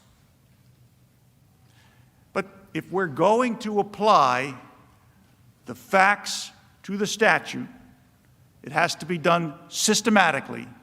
It has to be done with precision, the way a court would expect us to do that. Let's look at the letter of the law. Again, Mr. Van der Veen gave you an overview of the Brandenburg case and some of the related cases. You notice that when Mr. Van der Veen listed the elements that he took verbatim or close to verbatim right out of Vandenberg, they bore no reference whatsoever to the elements that were flashed up by the Democrat managers the other day repeatedly. He actually used the Supreme Court's case. He didn't make it up. Let's look at the letter of the law. The Supreme Court of the United States, over 50 years ago, laid out a clear test to determine whether speech is incitement. Under that test, the Brandenburg versus Ohio test, there are 3 elements that must be proven beyond a reasonable doubt by a preponderance of the evidence, whatever the Senate considers, I suggest, beyond a reasonable doubt. First, the speech in question must explicitly or implicitly encourage the use of violence or lawless action. But here, the president's speech called for peaceful protest. Second, the speaker must intend that his speech will result in the use of violence or lawless action. And again, as Mr. Van der Veen pointed out, the president clearly deplores rioters and political violence and did so throughout his term as president and never hesitated to express his admiration for the men and women that protect this country. Finally, the third element under the Brandenburg test is the imminent use of violence. Imminent use of violence. In other words, right then, the imminent use of violence or lawless action must be the likely result of the speech. The likely result of the speech. Well, that argument is completely eviscerated by the fact that the violence was pre-planned, as confirmed by the FBI, Department of Justice, and even the House managers, not the result of the speech at all. Several of my colleagues at the House managers got up and spoke about the proceeding in the House being like a grand jury proceeding. Well, I've been in grand jury proceedings. I have run grand juries. In grand jury proceedings, you call witnesses. You hear evidence. You make transcripts. You take affidavits. You develop physical evidence. You hear reports from police officers. You hear forensic analysis from scientists. In fact, you invite the target of the grand jury to come in and testify if he or she pleases to be heard by the grand jury. Which one of those things happened in the House prior to the impeachment article? I don't believe any of them happened. So the suggestion that what happened in the House was anything at all like a grand jury investigating a case and preferring it for prosecution is complete nonsense. And if the House managers are trying to fool you about that, you must ask yourself, What else are they trying to fool you about?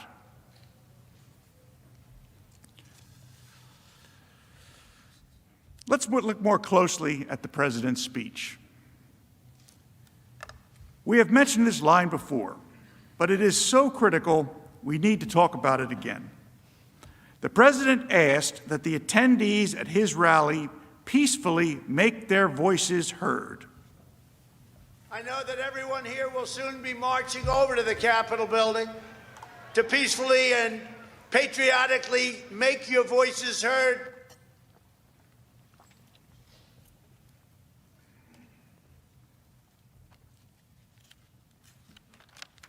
The managers would have you believe that the president's supporters usually follow his every word, but in this case, imputed some imaginary meaning to them while ignoring his most clear instructions. President Trump said, peacefully and patriotically make your voices heard, and the House managers took from that, go down to the Capitol and riot. So you are supposed to put yourselves in the heads of the people who hear peacefully and patriotically make your voices heard and conclude that those words do not mean what the president said. More than that, the president criticized the destruction wrought by left-wing anarchists and rioters. He told his supporters that they build, they don't destroy. If this happened to the Democrats, there'd be hell all over the country going on. There'd be hell all over the country. But just remember this, you're stronger, you're smarter, you've got more going than anybody, and they try and demean everybody having to do with us, and you're the real people. You're the people that built this nation. You're not the people that tore down our nation. Is it possible, listening to those words in the proper cadence without them being edited or the sound changed so that they're indistinguishable or sounds as though the crowd is right there, but listening to it as you have here, unedited by us, is it possible that President Trump's disdain for political violence could be any clearer to the persons listening as he was speaking? Is it possible that his words could have been misunderstood? I suggest to you that is impossible. Now, the House manager said the president told the crowd, quote, "You have to get out your people to fight." The House manager's claim is that the President of the United States was telling the audience to get each other to physically fight. But that is not what the President said. The people who should fight, he said, were members of Congress. If they don't fight, what the President said is, what should the rally attendees do? If members of Congress wouldn't fight for the principles they held dear, what was it that the president specifically told his supporters at that rally he wanted them to do? He wanted them to support primary challenges. Now, nobody in this chamber is anxious to have a primary challenge. That is one truism I think I can say with some certainty. But that's the way we operate in this country. When the people of a state want to change their representatives and their senators, they use the electoral process. President Trump told his listeners that if their members of Congress won't fight for their views, then go back home and find others that will. That's what President Trump said. The people who should fight were the members of Congress. You have to get your people to fight. He told them. You have to get your people to fight. And if they don't fight, we have to primary the hell out of the ones that don't fight. You primary them, we're gonna let you know who they are. I could already tell you, frankly. It is pretty stark contrast when you watch that video, isn't it? When you see the House manager tell you, and I don't know if we're under oath here, but when I walked into this room, I sure as heck felt I was under oath and that I was speaking not only to senators of the United States, but before the entire world and with God watching. And a House manager got up here and told you that the President of the United States on January the 6th, 2021, told the crowd that they had to go and fight. And the implication that they wanted you to draw was that he was sending them down to Capitol Hill to go and breach the building and trash the very sacred halls of Congress. But we now know that is not at all anything near what the president said. What the president said was, if you can't get your members of Congress to do as you would like them to do, you primary them. That's the American way. The first way that the House managers presented and wanted you to conclude, that's the criminal way. But what the president said was the American way.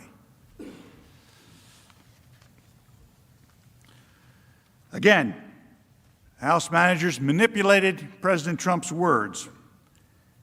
I can't stand here and pretend to tell you that I know every time from all those videos that the House managers manipulated what the president said, put up evidence that was not with the foundation of correctness and admissibility we expect. I can't tell you that I picked up every one. I don't think Mr. Van der Veen or Mr. Schoen or any of the others that worked with us can tell you that. But what I can tell you is that there were an awful lot of times, and I know at least some of you were judges in previous lives, and if one of the lawyers was able to create the impression that one side intentionally presented false or misleading evidence, that judge would give an instruction called falsus in uno, falsus in omnibus. False in one thing, false in everything. In other words, if they're trying to fool you about one thing, not only might they be trying to fool you in something else, but under that maxim of the law, you may conclude they're trying to fool you in everything else.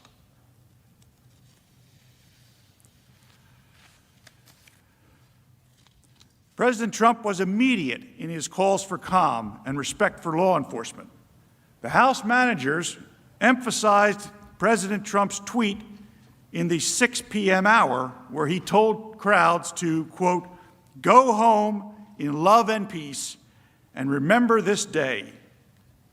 What is it that they left out? Well,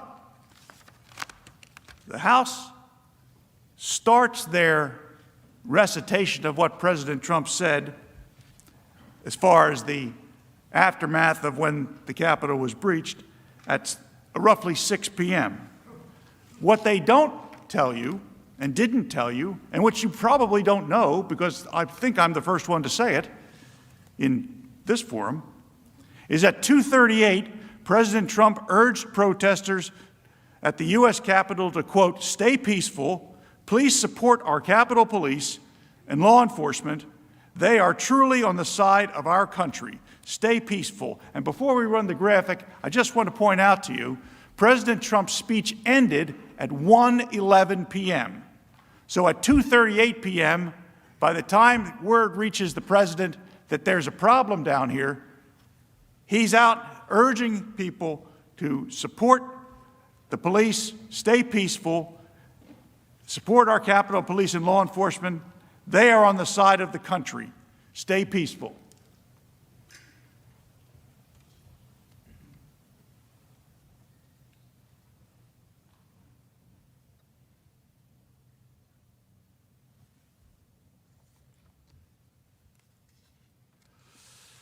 At 3:13 p.m., President Trump urged protesters at the U.S. Capitol to remain peaceful. No violence. Remember, we are the party of law and order. Respect the law and our great men and women in blue. 3:13 p.m. President Trump's words couldn't have incited the riot at the Capitol. The day's events make this clear. Let's walk through the actual timeline. At 11:15 a.m., police security camera videos show crowds forming at First Street near the Capitol reflecting pool. This is a full 45 minutes before President Trump even took the stage on January 6th. Let me repeat that. Violent criminals were assembling at the Capitol over a mile away almost an hour before the president uttered a single word on the ellipse. You did not hear that fact during the hours and hours of the House manager's presentation, did you? When the president spoke, what did he call for? He called for rally attendees to peacefully and patriotically make their voices heard, for them to walk down Pennsylvania Avenue to cheer on members of Congress. President Trump went on for more than an hour, ending at 1:11. Now, why is this important? Because of all of the events that I am about to describe, they all occurred before President Trump's remarks concluded.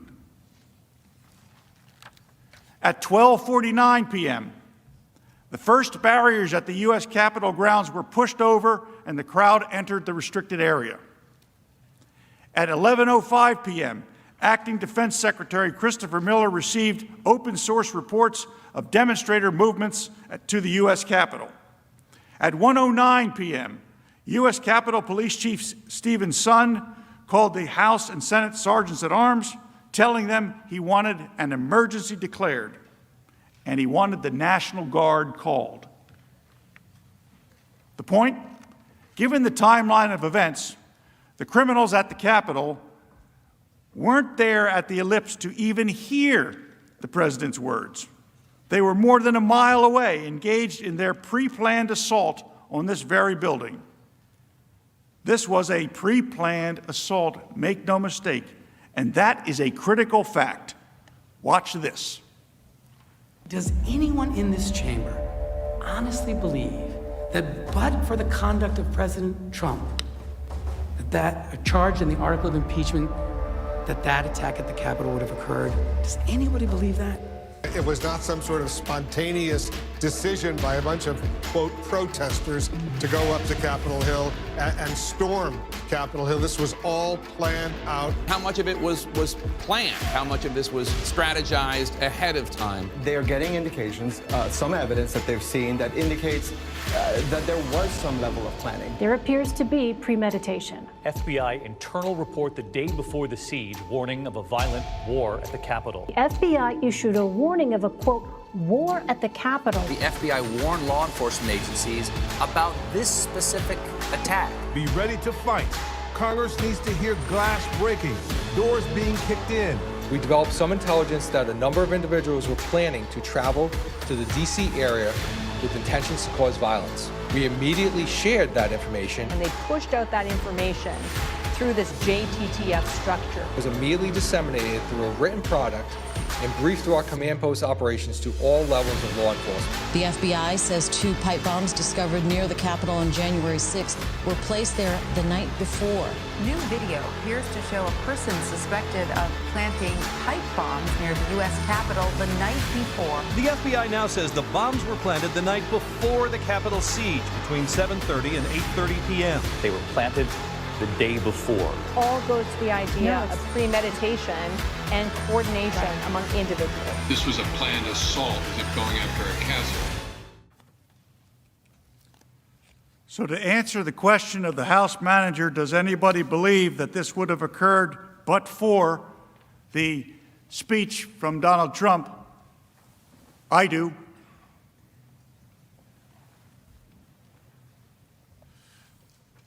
All of these facts make clear the January 6th speech did not cause the riots. The president did not cause the riots. He neither explicitly or implicitly encouraged the use of violence or lawless action, but in fact called for peaceful exercise of every American's First Amendment rights to peacefully assemble and petition their government for redress of grievances. In other words, the Brandenburg Standard is not made out. The House managers admitted many facts are unknown. Even Speaker Pelosi admitted not knowing the real cause of the violence when she called for a 9/11-style commission to examine the facts and causes that led to the violence.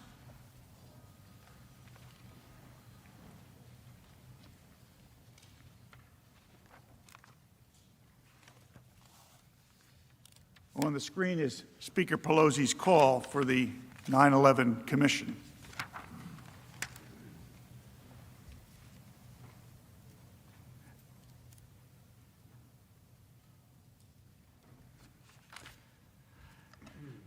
Let's touch now on the second absurd and conflated allegation in the House manager's single article.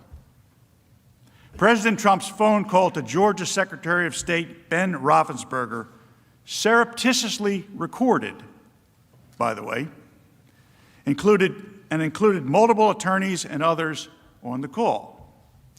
Let me point out the very obvious fact that the House managers ignored. The private call that was made public by others cannot really be the basis to claim that the president intended to incite a riot, because he did not publicly disclose the contents of the call. How could he have hoped to use this call to invite his followers if he had no intent to make the conversation public and indeed had nothing to do with it being secretly recorded? The House managers told you that the president demanded that the Georgia Secretary of State, quote, find just over 11,000 votes. The word find, like so many others the House managers highlighted, is taken completely out of context. And the word find did not come out of thin air. Based on an analysis of publicly available voter data that the ballot rejection rate in Georgia in 2016 was approximately 6.42%. And even though a tremendous amount of new first-time mail-in ballots were included in the 2020 count, the Georgia rejection rate in 2020 was a mere 0.4%, a drop-off from 6.42% to 0.4%. President Trump wanted the signature verification to be done in public.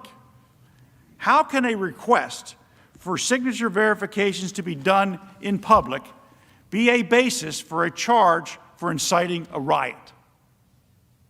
With that background, it is clear that President Trump's comments and the use of the word find were solely related to his concerns with the inexplicable dramatic drop in Georgia's ballot rejection rates. Let's examine how the word find was used throughout that conversation. Mr. Trump's first use of the word find was as follows, quote, we think that if you check the signatures, a real check of the signatures going back in Fulton County, you'll find at least a couple 100,000 of forged signatures of people who have been forged. And we are quite sure that's going to happen. President Trump also used find as follows, quote, now why aren't we doing signature and why can't it be open to the public? And why can't we have professionals do it instead of rank amateurs who will never find anything and don't want to find anything? They don't want to find, they don't want to find anything. Someday you'll tell me the reason why, because I don't understand your reasoning. But someday you'll tell me the reason why. But why don't you want to find? President Trump echoed his previous sentiments, again in the context of pursuing a legitimate and robust investigation into the lack of signature verification for mail-in and absentee ballots. Quote, And why can't we have professionals do it instead of rank amateurs who will never find anything and don't want to find anything? They don't want to find anything, you know, they don't want to find anything. They don't want to find, you know, they don't want to find anything. Someday you'll tell me why, because I don't understand your reasoning, but someday you'll tell me why. But why don't you want to find? We can go through signature verification and we'll find hundreds of thousands of signatures, and you can let us do it. And the only way you can do it, as you know, is to go to the past. But you didn't do that in Cobb County. You just looked at one page compared to another. The only way you could do a signature verification is to go from one that signed it on November whatever, recently, and compare it to 2 years ago, 4 years ago, 6 years ago, you know, or even one. And you'll find that you have many different signatures. But in Fulton, where they dumped ballots, you will find that you have many that aren't even signed and that you have many forgeries. End quote. Mr. Trump continued to use the word find throughout the conversation. Each and every other time in the context of his request that Mr. Raffensperger undertake a review of signature verifications and his concerns generally with ballot integrity and his reported electoral deficit, here are a few examples. Quote, but why wouldn't you want to find the right answer, Brad? Instead of keep saying that the numbers are right, because those numbers are so wrong. Another example, quote, we think that if you check the signatures, a real check of the signatures, going back in Fulton County, you'll find at least a couple 100,000 of forged signatures of people who have been forged, and we are quite sure that's going to happen, end quote. Moreover, there was nothing untoward with President Trump, or any other candidate for that matter, speaking with the lead elections officer of a state. That's why the Georgia Secretary of State took a call along with members of his team, one of whom decided to record it and release it to the press. The only reason this conversation is being discussed in this chamber is because, once again, the media and their Democratic allies distorted the true conversation to mislead you and the American public. So we have a complete lack of evidence for the article of impeachment presented by the House managers. So why are we here? Politics. Their goal is to eliminate a political opponent, to substitute their judgment for the will of the voters. Why bother with a Senate trial of Donald Trump? He's no longer president. He'll be out of office anyway. Is it to keep him from ever running again? Make sure he can never run for office again. Keep him from running for office again. Donald Trump would not be able to run for office again. Barring him from running for office again. Disqualified from running for office. Disqualify him from ever running from office again. Disqualified from running for office again. It's about focusing that he can never run again. Remove him from ever running for office again. Never be able to run for office again. To ban former President Trump from running again. If we don't impeach this president, he will get reelected.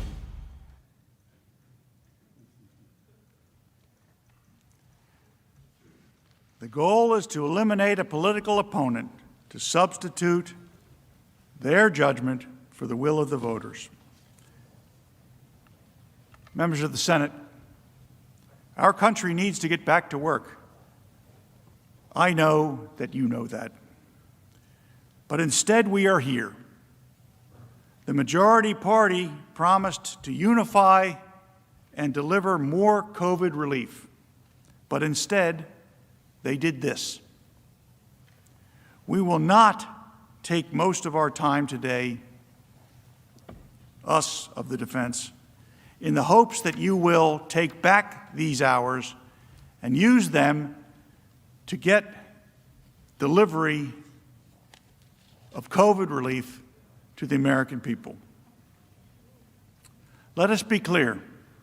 This trial is about far more than President Trump. It is about silencing and banning the speech the majority does not agree with. It is about canceling 75 million Trump voters and criminalizing political viewpoints. That is what this trial is really about. It's the only existential issue before us. It asks for constitutional cancel culture to take over in the United States Senate. Are we going to allow canceling and banning and silencing to be sanctioned in this body? To the Democrats who view this as a moment of opportunity, I urge you instead to look to the principles of free expression and free speech. I hope, truly, that the next time you are in the minority, you don't find yourself in this position. To the Republicans in this chamber, I ask, when you are next in the majority, please resist what will be an overwhelming temptation to do this very same thing to the opposing party.